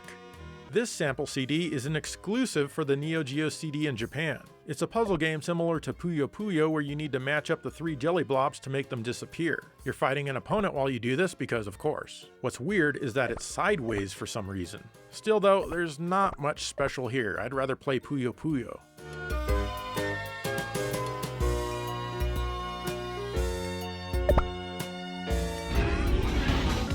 Finally, we have Zoo Papa! This MVS-only title is a single-screen action game where you need to clear it of all the enemies. To do so, you just need to punch them and then touch them. Poof, they're gone. You can also pick up the little guys so you can attack the enemies from afar. Of course, there are boss fights for each world. Overall, it's pretty fun, though the sound does get rather annoying after a bit. Still, overall, this is a good time.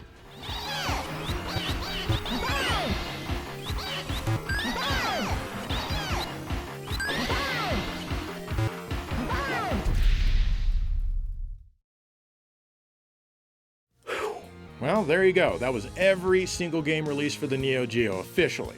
Like I said at the start, the Neo Geo is pretty damn awesome.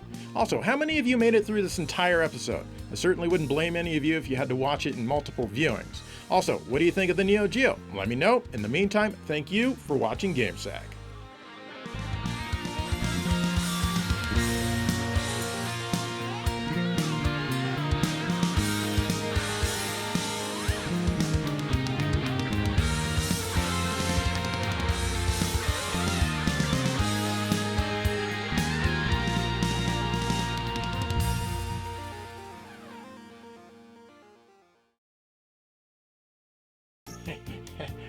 Oh man, this is Sector X on the Genesis. The Genesis is a great video game console. Hey loser, stop playing those whippy games on that baby system and step up to the Neo Geo! Oh wow, that was scary. Anyway, I don't need a Neo Geo. I already have Fatal Fury 2 on the Super Nintendo, see? You stupid dweeb! Neo Geo has real bout Fatal Fury special! Does that mean this is a fake bout Fatal Fury? Only Neo Geo has 24-bit power, you goober! Yeah, the Neo Geo is actually 16-bit. The Neo Geo has a 16-bit and an 8-bit processor! That's 24 bits, you stupid dork! Well, if you're doing that kind of math, the Genesis is 24-bit as well. Neo Geo is the real deal! Okay, if you say so. Hey man, can I maybe borrow a Fire Shark on the Genesis and maybe a Gunstar Heroes and Contra Hardcore, oh, and F-Zero on the Super Nintendo, oh, and Castlevania 4, and maybe...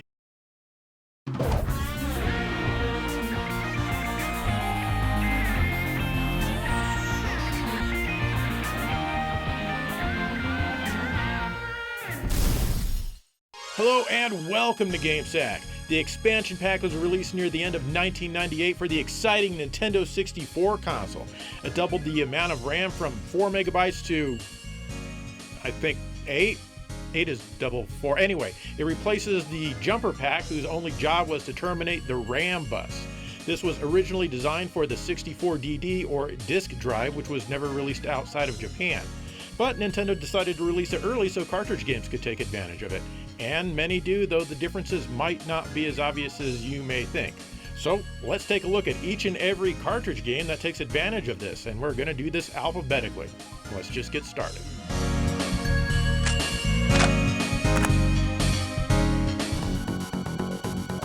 We start with 007, The World Is Not Enough from Electronic Arts. What, that's not how you say it?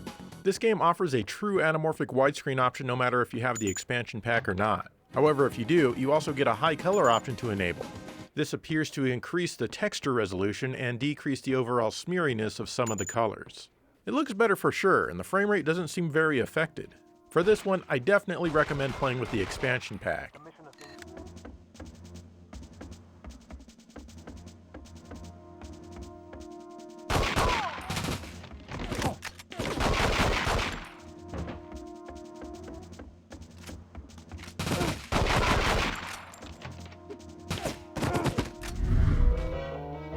"40 Winks" from GT Interactive. This one was unreleased until recently. Running this one without the expansion pack looks like most normal games on the console. Using the expansion pack unlocks 2 new screen modes in the options, medium and high call. I assume high call stands for high color. The medium resolution is indeed a hair sharper, but you'd probably never know unless you saw it back to back with the normal version. The high color mode seems to make some of the textures less smeary.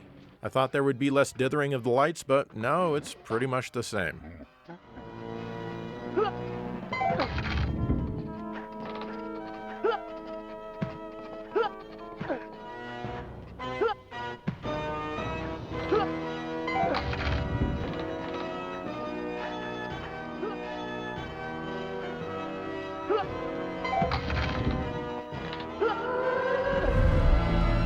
Iden Chronicles, The First Mage from THQ.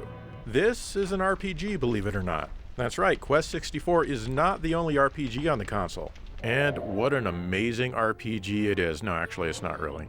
Using the expansion pack in this one enables a high resolution mode in the option screen, which gives you twice the horizontal resolution, supposedly. Honestly, though, it's very difficult to tell.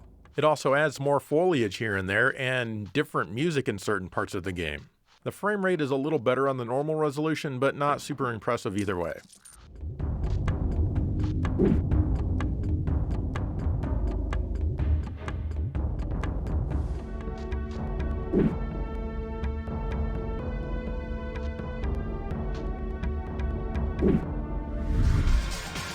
All-Star Baseball 2000 from Acclaim. This game normally runs in high-resolution 480i, so it already looks pretty sharp.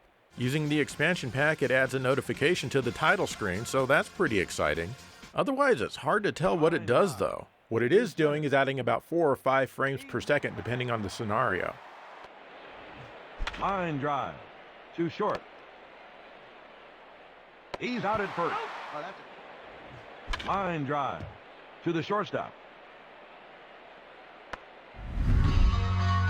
All-Star Baseball 2001, also from Acclaim. Same story here, it's interlaced both ways. The same frame rate increase is happening here. Line drive to left center. He makes the catch. Line drive to center. He makes the catch. Armorines, once again from Acclaim. Using the expansion pack allows you to choose from a normal low-res mode, a high-res mode of 480 by 360, and a high-res LB mode, meaning letterbox, for a resolution of 480 by 232. The normal mode is pretty ugly looking. Either high-res mode is infinitely preferable, but you'll get slightly better frame rates with the letterbox mode.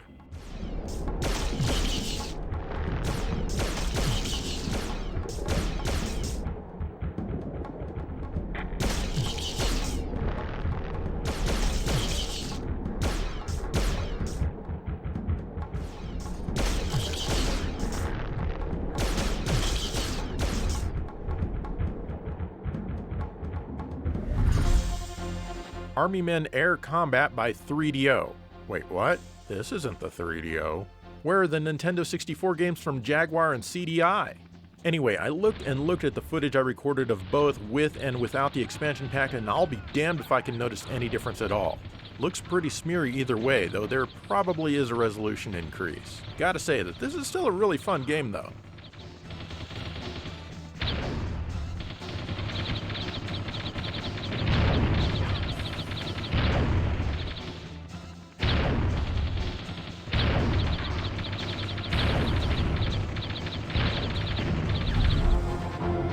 Army Men Sarge's Heroes from 3DO.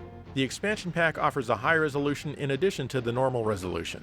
Normally the game is 320 pixels wide, but the high resolution is supposedly 640 pixels wide, though the actual increase doesn't seem like anywhere near that much. Still, you can actually tell the difference in this one, especially if you look at your little green dude as he runs around. This is another great game.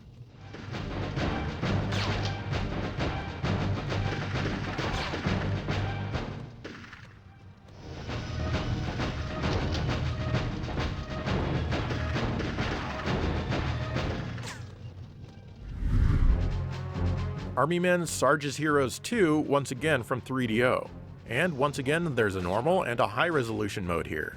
The differences between the two appear to be about the same as they were in the first Sarge's Heroes game.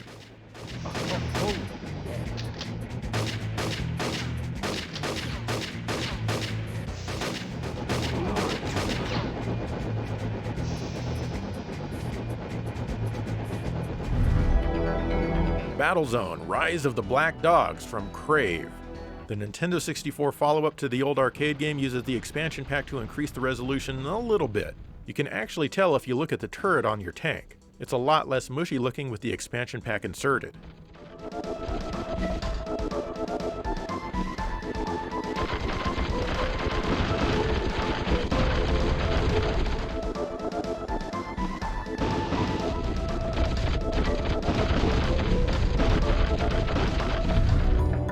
Castlevania: Legacy of Darkness from Konami.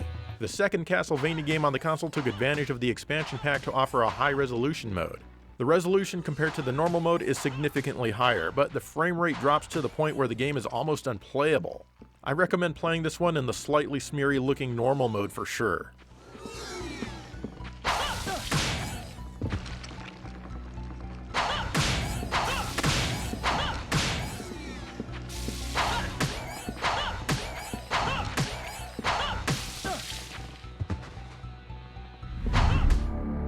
Command & Conquer by Electronic Arts.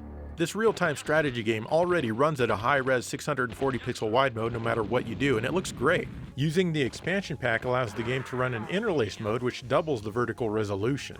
However, to enable this, you need to go into the control section of the options menu, which is odd. The frame rate drops, but in this type of game, it doesn't matter much. Honestly, it looks great either way.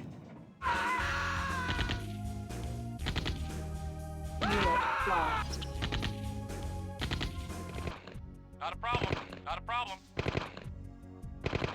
Yes, sir.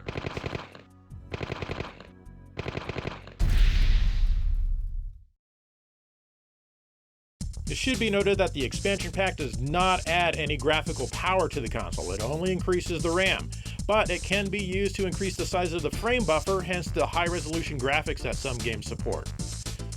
That's really all I want to say right now, so let's get back to the games. Dinosaur Planet from Rare. This is an unreleased game that would eventually transform into Star Fox Adventures on the GameCube. It was never finished, I'm just mentioning it here because it requires the expansion pack to run at all if you want to try it out with a flash cartridge on some real hardware. No word on if it would have been required had it made it to retail, but my guess is that it would have been likely.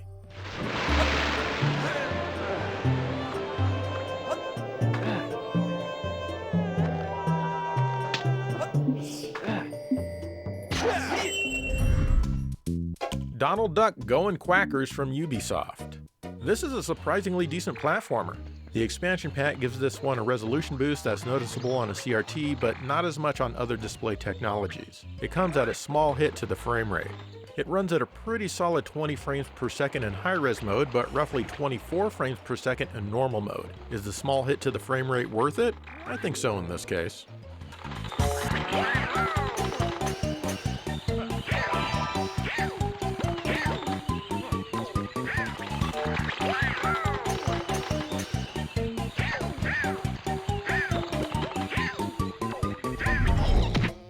Donkey Kong 64 from Rare and Nintendo. This is the first game released that requires the expansion pack. That's right, the game won't run without it and you'll get this screen if you try. There's a rumor that the expansion pack is only used in this game to fix a bug that causes a memory leak. It's true that it fixes the bug, but the game was designed around the expansion pack from the beginning, long before the bug existed. It's just that they weren't able to make it work without. So the game included it. You do get a true widescreen mode, decent draw distance, and a good frame rate. I wonder what it would have looked like without. Actually, no I don't.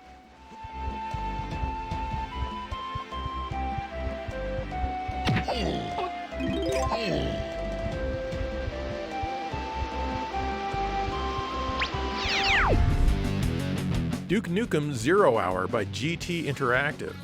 The expansion pack offers a choice between normal mode, which runs at the best frame rate, medium resolution, which runs at a slightly slower frame rate but higher resolution, and high resolution, which runs at the slowest frame rate and the highest resolution. All of the modes honestly look pretty bad. And no, the expansion pack does not increase the frame rate in normal mode.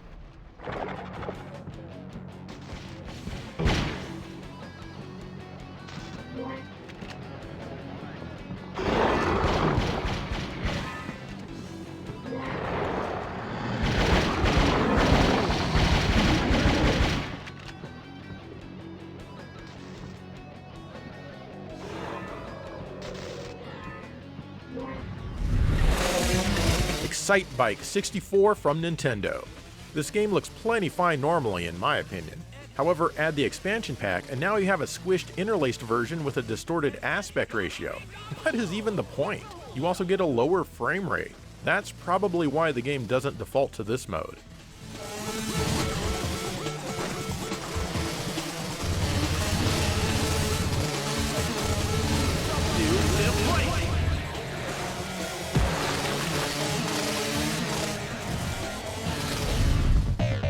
F1 World Grand Prix 2 from Paradigm Entertainment. This sequel was only released in Europe. No matter how you play this one, it looks pretty muddy. However, when and if you go to watch a replay of your race, it only gives you the last lap. I guess that's the one that counts. But if you have the expansion pack, you can watch the replay of the entire race. So the extra memory is used to add content in a way. Otherwise, there aren't any changes.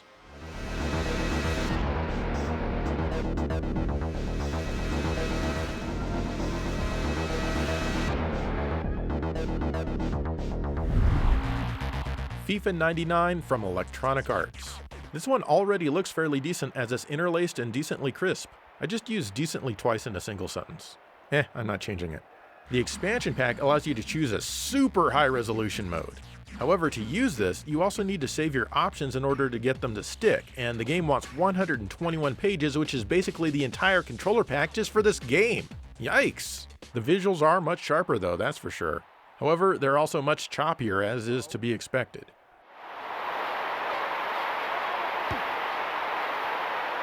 Played on, brought down, played along then.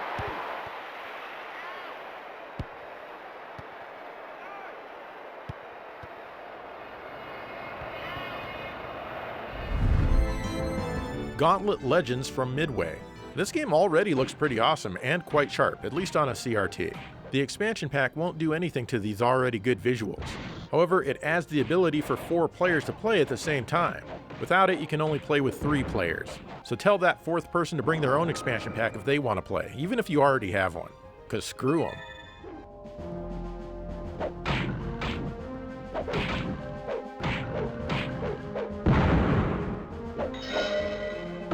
Make some walls disappear. GoldenEye from Rare. Well, technically 007 GoldenEye, but I wanted to put it here instead of at the beginning. Anyway, this game does not support the expansion pack as it came out way too early. However, it's been hacked by fans to include high resolution support. It's a lot sharper and infinitely easier to see enemies, but as you can imagine, the frame rate is far from optimized for this mode. It can get really chunky. If you try to play this hack without an expansion pack, the game still runs, but without any video. Still kinda cool that this exists, I guess.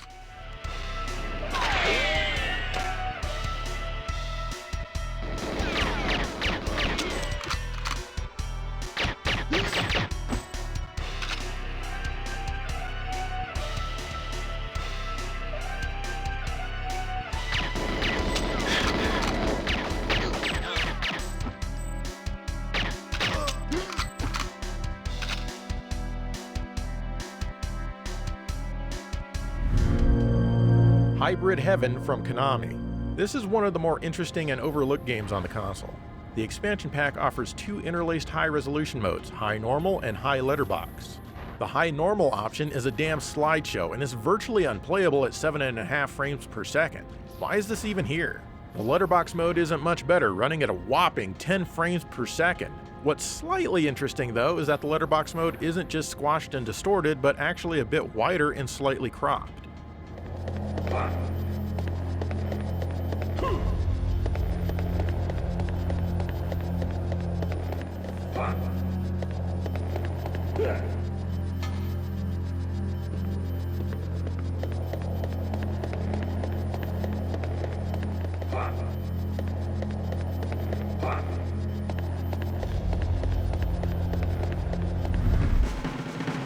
Hydro Thunder from Midway.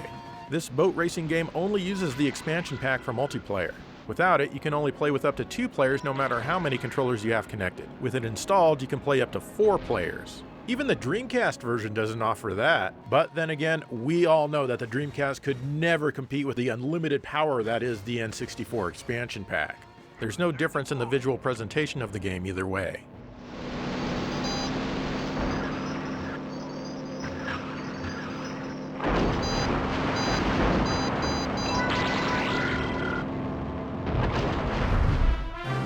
Indiana Jones and the Infernal Machine from LucasArts. Ready for some Tomb Raider-like action on the N64? Kinda? The expansion pack allows for a high-resolution interlaced mode. It looks much sharper with the pack. The best news is that there's not much of a hit on the performance. You may experience a few frame drops in more complex areas, but it's mostly the same either way. The expansion pack also allows access to level 13, King Solomon's Mine. I'm not sure what about this level specifically requires the pack, but it does. If you don't have one installed, you'll just get this short preview here between the levels and it takes you to the next one.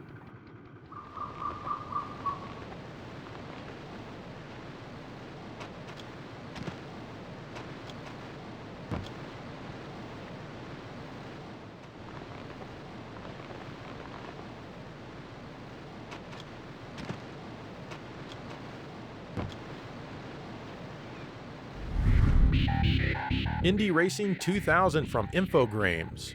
This game is super twitchy. Anyway, the expansion pack does nothing for the game proper. Like F1 World Grand Prix 2, it allows you to watch a replay of all the laps in the race. If you don't have the expansion pack, you can only watch up to 3 laps at most.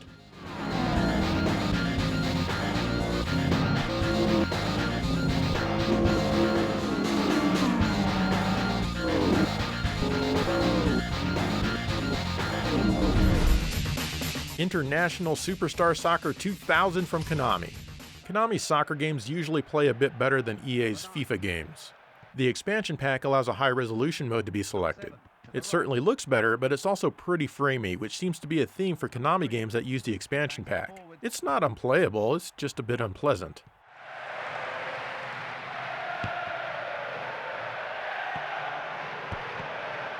Good clearance. The referee blows it. Number 8. Now this is a great scoring opportunity. Volley! International Track and Field 2000, also from Konami. I always love track and field games. This one's no decathlete, but it's still really fun.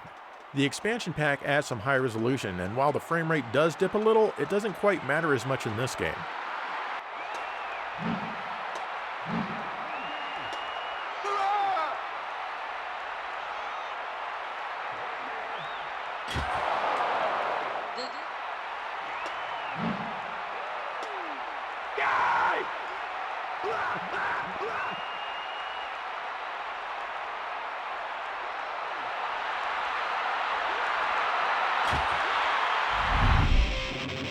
Jeremy McGrath's Supercross 2000 from Acclaim.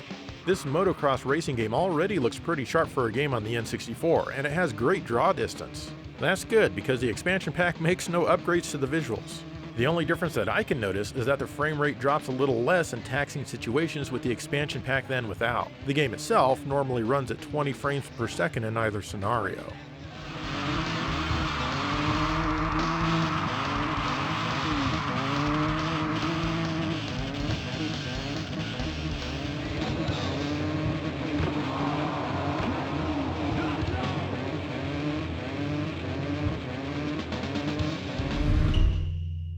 John Romero's Daikatana. I guess this is John Romero's copy of the game? His copy uses the expansion pack to access a high-resolution mode. The normal mode looks pretty typical for the console. The high-resolution mode seems to just squish it and enable interlacing, complete with aspect ratio distortion. That seems to be it. John Romero must be proud, or his name wouldn't be on the title screen and the box.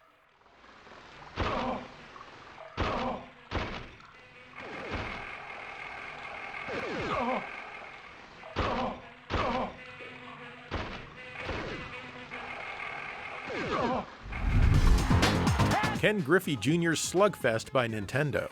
Nintendo loves themselves some Ken Griffey Jr., mainly because the head honcho owned his team.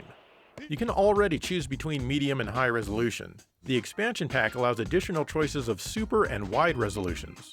The medium resolution is the only one that's not interlaced. The high resolution looks obviously sharper. The super resolution is indeed noticeably sharper than the high resolution mode, but only if you compare them back to back like I'm doing. The wide mode is just as sharp, but letterboxes the game. It also gives you a slightly wider field of view. The frame rate remains at 30 frames per second no matter what mode you choose. The game itself still sucks though.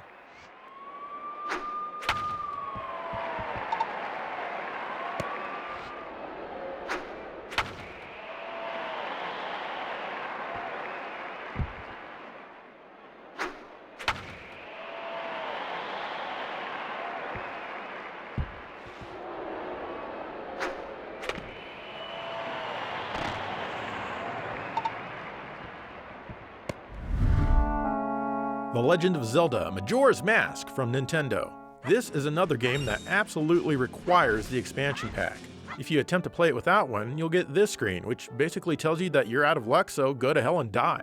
In comparison with the first Zelda game on the console, Majora's Mask here adds increased draw distance, slightly better textures, more stuff on screen in certain areas, and some more effects.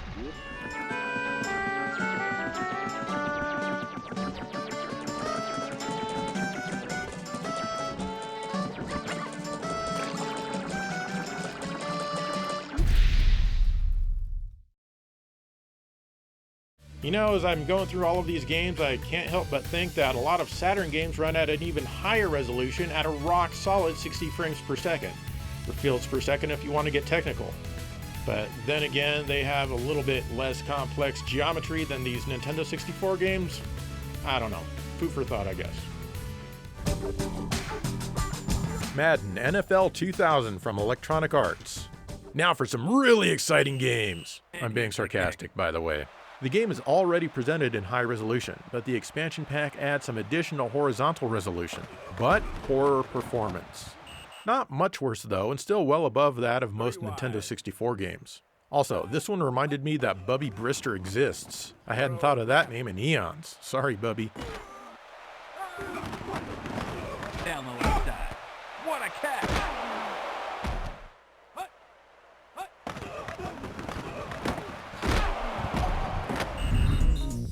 Madden NFL 2001 from Electronic Arts.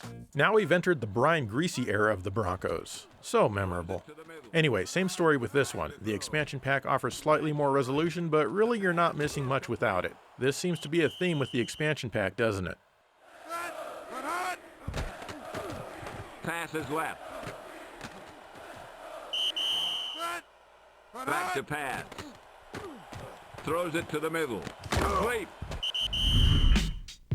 Madden NFL 2002 from Electronic Arts yet again. The only thing new here is that this is the year that the Broncos' new stadium showed up in a game, and now they're already talking about replacing it with a new one in real life. I sure hope the taxpayers don't fund that. If you're from the future, let me know how that all turns out. Anyway, once again, it's the same story here with the expansion pack offering barely any extra Christmas to the visuals. Pass is left. Back to throw. Pass is left. Complete. NBA Jam 2000 from Acclaim. This features regular basketball play and NBA Jam style play. Neither are done very well here. It runs in interlaced mode entirely.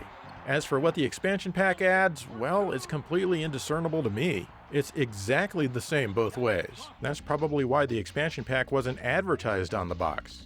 Well, actually the PAL box has it on there. I even tried the PAL version, and it's the same, just at 50 Hz. Prince tosses the ball in. Phillips goes up for the shot. Mercer inbounds the ball. Van Exel with the pass. Ewing spikes it down. Van Exel takes a quick one. NFL Quarterback Club 99 from Acclaim. Man, this game is not intuitive to play at all, but hey, at least there's John Elway in the second year in a row that he'd win the Super Bowl. The game is already in high resolution, and the expansion pack seems to add a touch more horizontal resolution, but not much.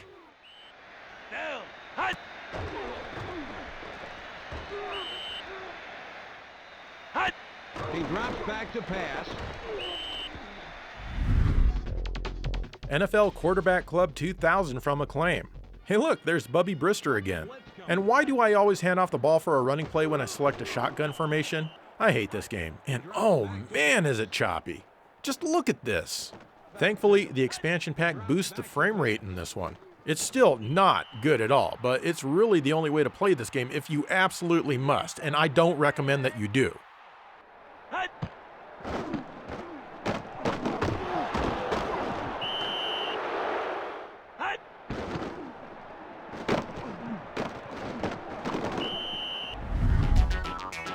NFL QB Club 2001 from Acclaim.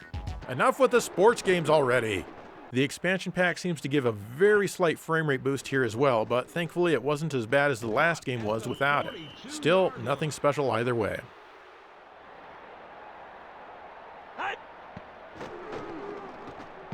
The pass is complete. Two backs in the backfield. Penalty marker is down. Nuclear Strike 64 from THQ. Oh, thank God, an actual real game. I forgot how much I like the Strike series. Anyway, the expansion pack allows for a medium resolution option as opposed to the default low settings. This increases the horizontal resolution only, and it does look a little sharper, but it takes a hit on the frame rate. In fact, the lag made it more difficult for me to aim at a target on the ground. And I'm playing on a CRT as I capture these games. I say play this one on the normal resolution.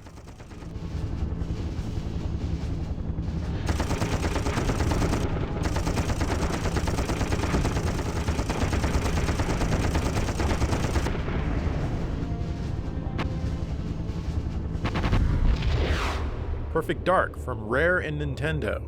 This first-person game doesn't technically require the expansion pack, but seriously, you really do need it. Without it, all you can do is play some simple events and challenges in a small area like an arena shooter, but at least it gives you a true widescreen option. Put in the expansion pack, and now you have access to the full game. That's right, you can't even play the single-player campaign without it. You also are granted access to a high-res mode. It definitely looks sharper, especially on distant detail, but once again, the frame rate takes a hit. In a game like this, you probably want to leave this option disabled.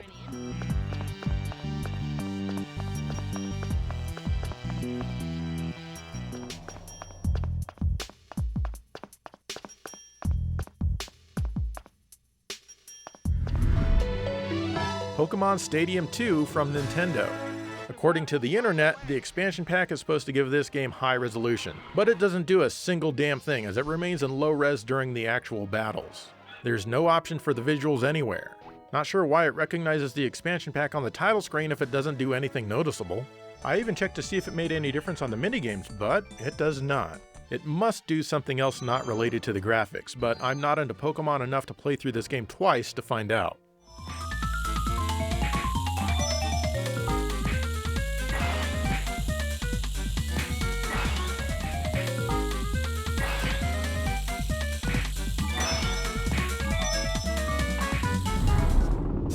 Quake 2 from Activision.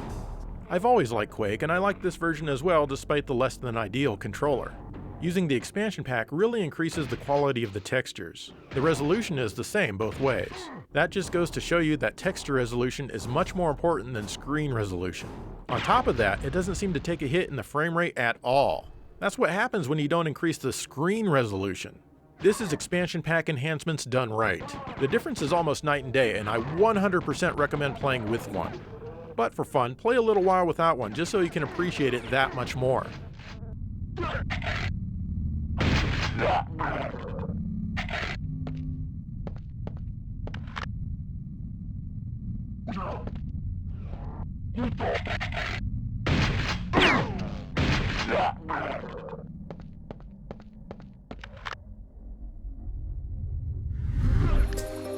Rayman 2: The Great Escape from Ubisoft.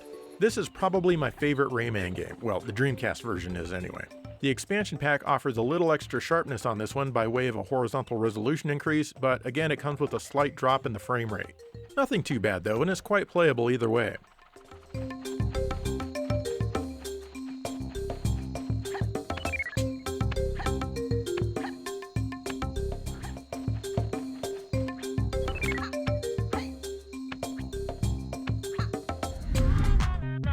Revolt from Acclaim. This is a twitchy RC car racing game that I initially thought that I'd like. Boy was I wrong. The expansion pack allows for a medium resolution option which interlaces the screen. It looks better, but only barely. It's very minute. Also, the frame rate drops from 20 frames per second to 15. No, there isn't a hidden high or ultra high resolution mode by entering your name as Flyboy. Nothing happens when you do that. I recommend just not playing this one at all.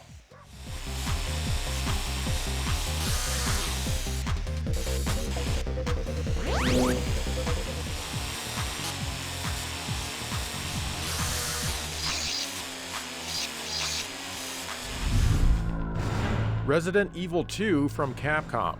This is one of the biggest games on the console memory-wise. The expansion pack allows the game to display an interlaced high-resolution mode, and it does add some more clarity and detail. A bit anyway. However, it often jumps back to 240p for certain scenes, like here. I had to walk off of the screen, turn around, and walk back on to see the scene in high resolution.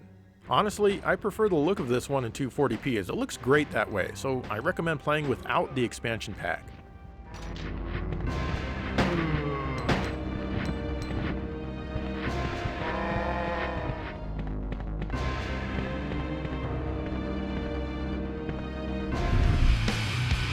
Road Rash 64 from THQ.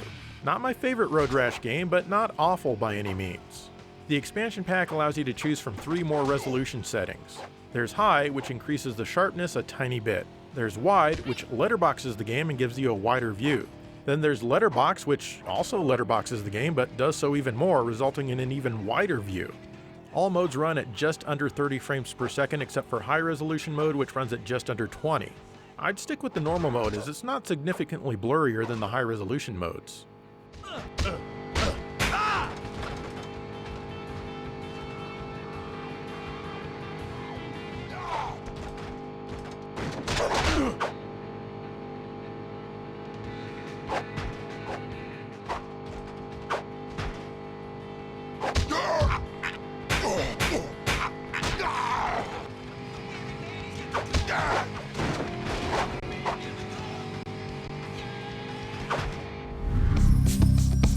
Roadsters from Titus. Did you just say tits? The expansion pack on this one doesn't seem to make any visual difference as the graphics are already pretty sharp. However, if you enter the character's name as extra res with the expansion pack installed, you can enable a hidden high resolution mode in the options screen. This letterboxes and interlaces the screen as well as reduces the frame rate. I suggest not using this mode. On that thing?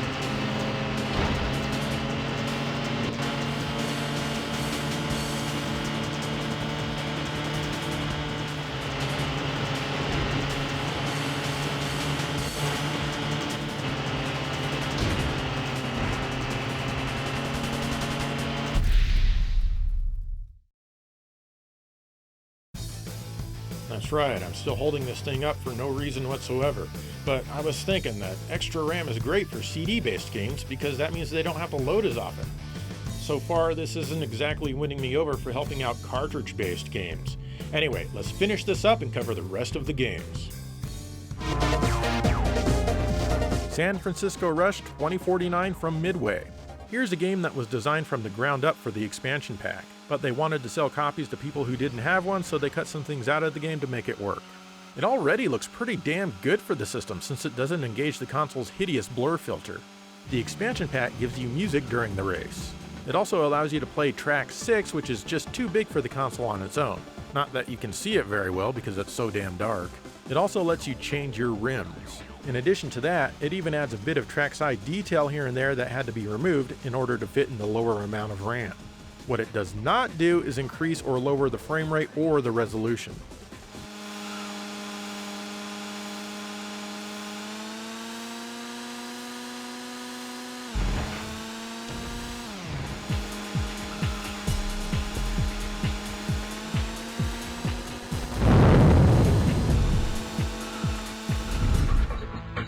Shadow Man from Acclaim. Here's another Tomb Raider clone for the console. The expansion pack allows for a high-resolution mode available in the options screen. It switches to interlaced mode, and it does make it easier to see things and generally enhances the presentation. It doesn't hurt the frame rate at all, so I wholeheartedly recommend the high-resolution mode in this one. I'll have to play more of this sometime.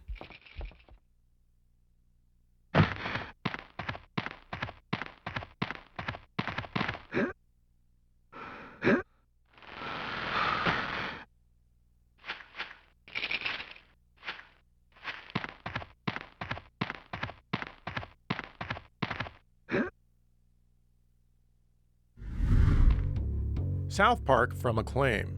Any South Park game from this generation is awful, and this is no exception. Anyway, the expansion pack adds high-resolution interlaced visuals as well as a high-resolution letterbox mode. The high-res mode has maybe a few less frames per second, but not much. The letterbox high-res mode literally just crops the top and bottom of the screen and distorts the bitmapped portions of the graphics.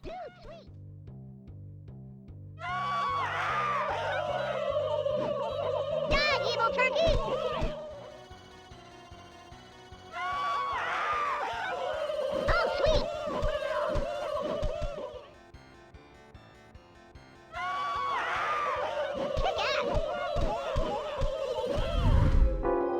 Space Station Silicon Valley from Take-Two Interactive. This game doesn't use the expansion pack, but it supposedly has glitches and breakups if you try to play it with one installed. Supposedly it can also crash. Nothing like that happened to me when I tried it. Anyway, if you play this one, don't use the expansion pack. You've been warned.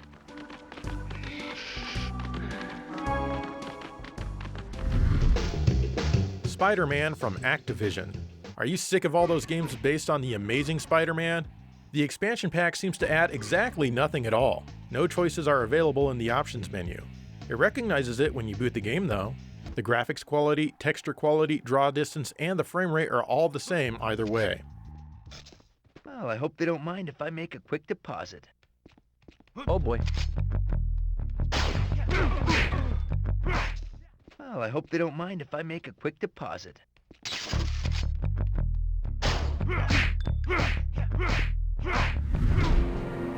StarCraft 64 from Blizzard. You need the expansion pack to play the Brood War missions later in the game. You also need it to play a 2-player game. Ooh, denied! Otherwise it doesn't change anything. Jacked up and good to go. Reporting for duty.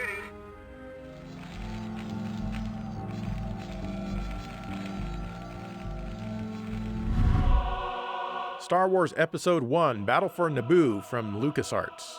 Who names their planet Naboo? I never cared for that. This one uses the expansion pack to increase the resolution and engage interlaced mode. It looks a ton better this way. Yes, of course there's a hit to the frame rate, but it's variable and it even dips in normal mode.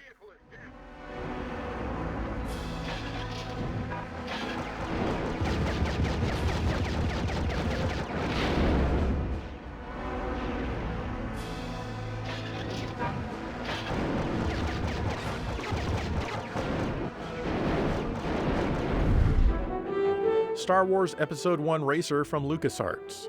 This is actually a fairly fun racing game. The expansion pack brings high-resolution visuals and they look extremely crisp on a CRT. You can really see the difference that it makes as the game sets the stage before a race. There's a small frame rate hit, but in this case I think it's worth the sacrifice. It's still very playable. And no, the expansion pack does not increase the frame rate in the normal resolution. Not even in 2-player mode.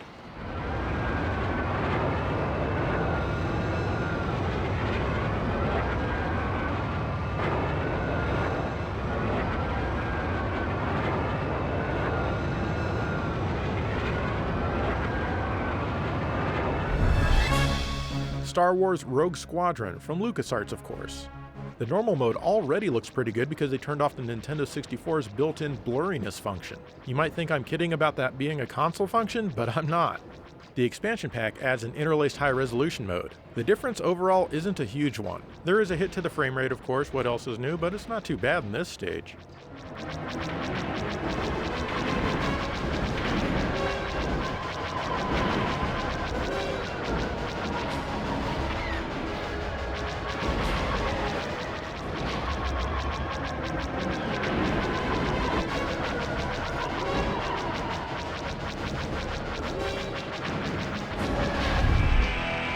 Tony Hawk's Pro Skateboarding from Activision.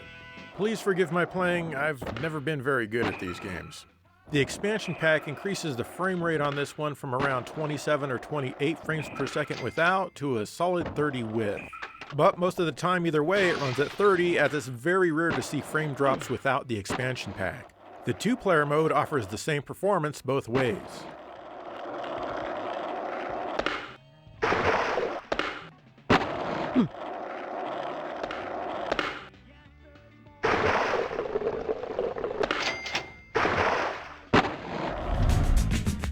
Tony Hawk's Pro Skater 2 from Activision. This one controls better than the last one on the N64. This one has the same slight frame rate increase in taxing situations as the last one. Not a huge benefit for most of the game.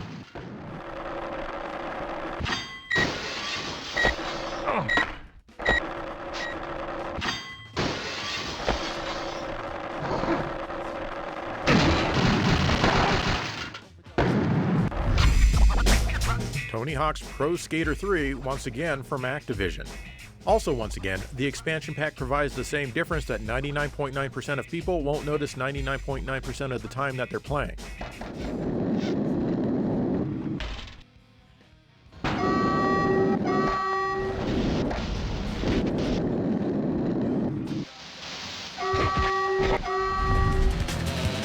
Top Gear Hyperbike from Kemco. This racing game adds two things with the expansion pack. The first doubles the horizontal resolution. It's clearer, but it's not apparent unless you look at them back to back. The frame rate does take a small hit. The second thing that it adds is the track editor mode, which is on the selection menu, but it won't let you access it without the expansion pack.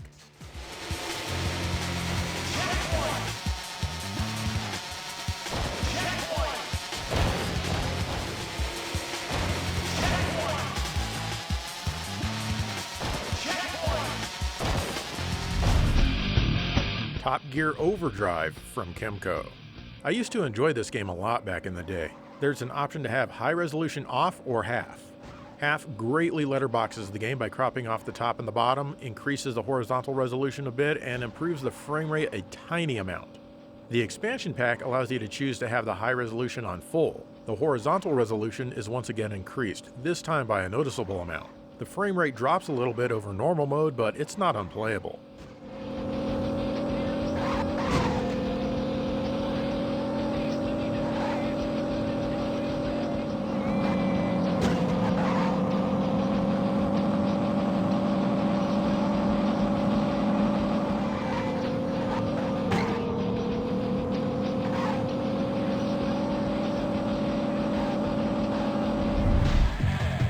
Top Gear Rally 2 from, you guessed it, Kemco. This doesn't add any extra resolution, frame rates, or features. What it does is add different lighting and shading, and you'd probably never know it without looking at a back and forth comparison like this. Though I suppose this could be randomly generated and not actually caused by the expansion pack. Caution. Hard right.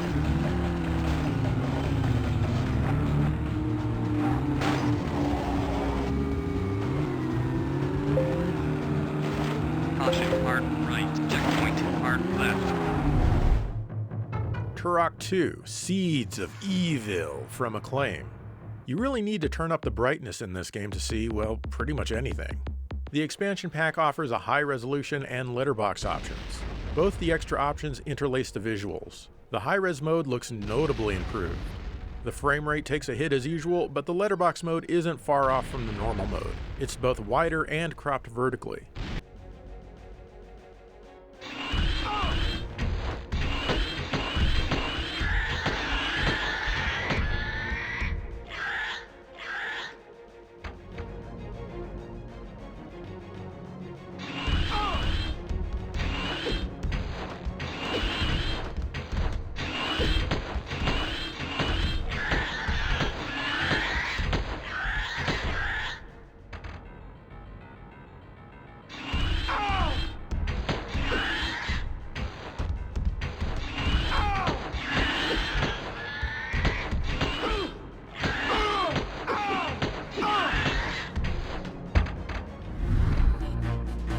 Turok 3 Shadow of Oblivion from Acclaim.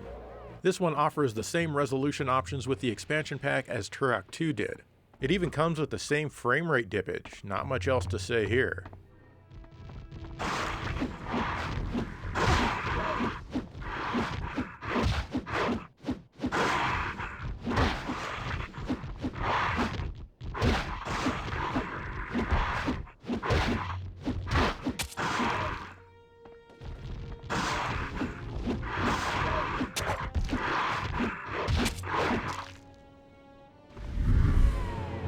Turok Rage Wars from Acclaim. Rage! Acclaim sure loves the hell out of the Nintendo 64. Once again, the same high-res and letterbox options are here. All modes usually run at 30 frames per second, at least in single-player mode. The 2 extra modes do occasionally have frame rate drops, but not often. The high-res options look a ton better too.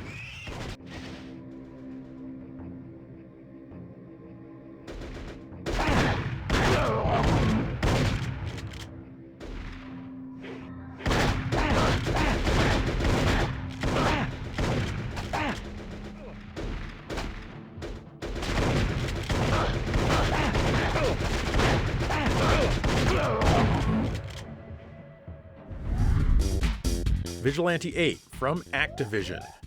This is as close as you're going to get to Twisted Metal on this console. The expansion pack allows you to choose a high-resolution mode during gameplay. The frame rate suffers quite a bit, which explains why this isn't default when you have the expansion pack. Also, if you put in the password max space resolution, you can now choose ultra resolution as you play.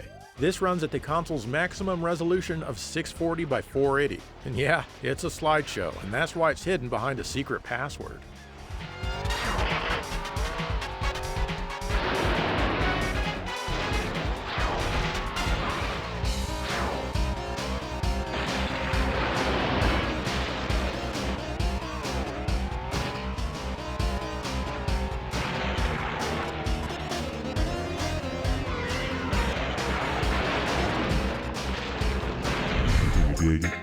Vigilante 8 Second Offense from Activision.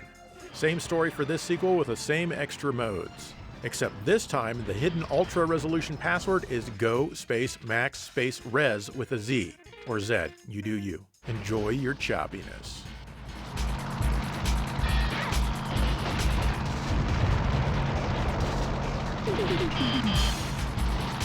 This your bet. This your bet.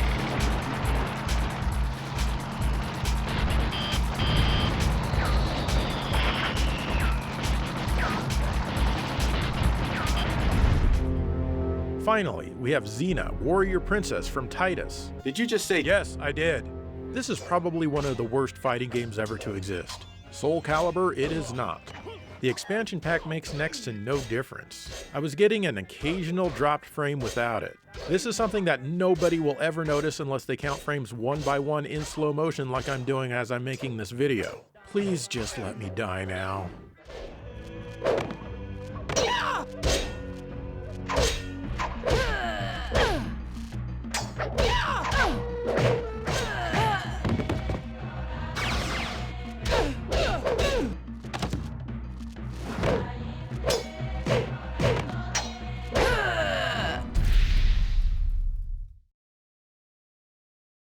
And there you go, that was every single game that either uses or advertises support for the Nintendo 64 expansion pack.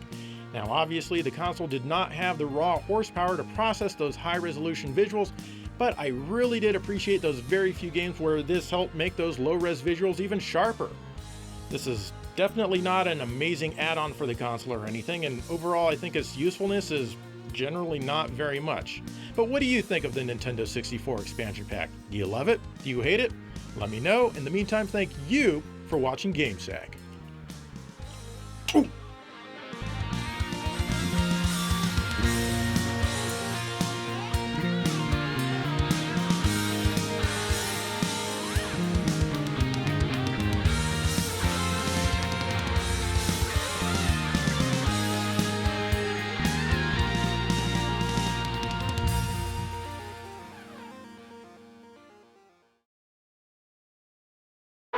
Join Married with Children's David Faustino when he hosts a brand new Mad TV late night Saturday on Fox. Does playing the Nintendo 64 make you feel down in the dumps?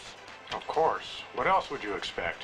Well, you need the expansion pack to charge some fun back into the console. Okay, what does this do? Not much, really. Wow, wait, what? That's right, you're probably not going to be blown away. Well, why bother then? But the Rumble Pack will really jolt some excitement into the gameplay. Oh, joy. What does this do? It gives you the joy of playing with a sex toy while playing video games. You mean I actually have to put batteries in this? How lame is that? Pretty lame. This is probably the worst truly legitimate commercial from 1997 ever. The Nintendo 64, now available wherever you buy games, right here in 1997. Get a tough case of athlete's foot, and you're benched.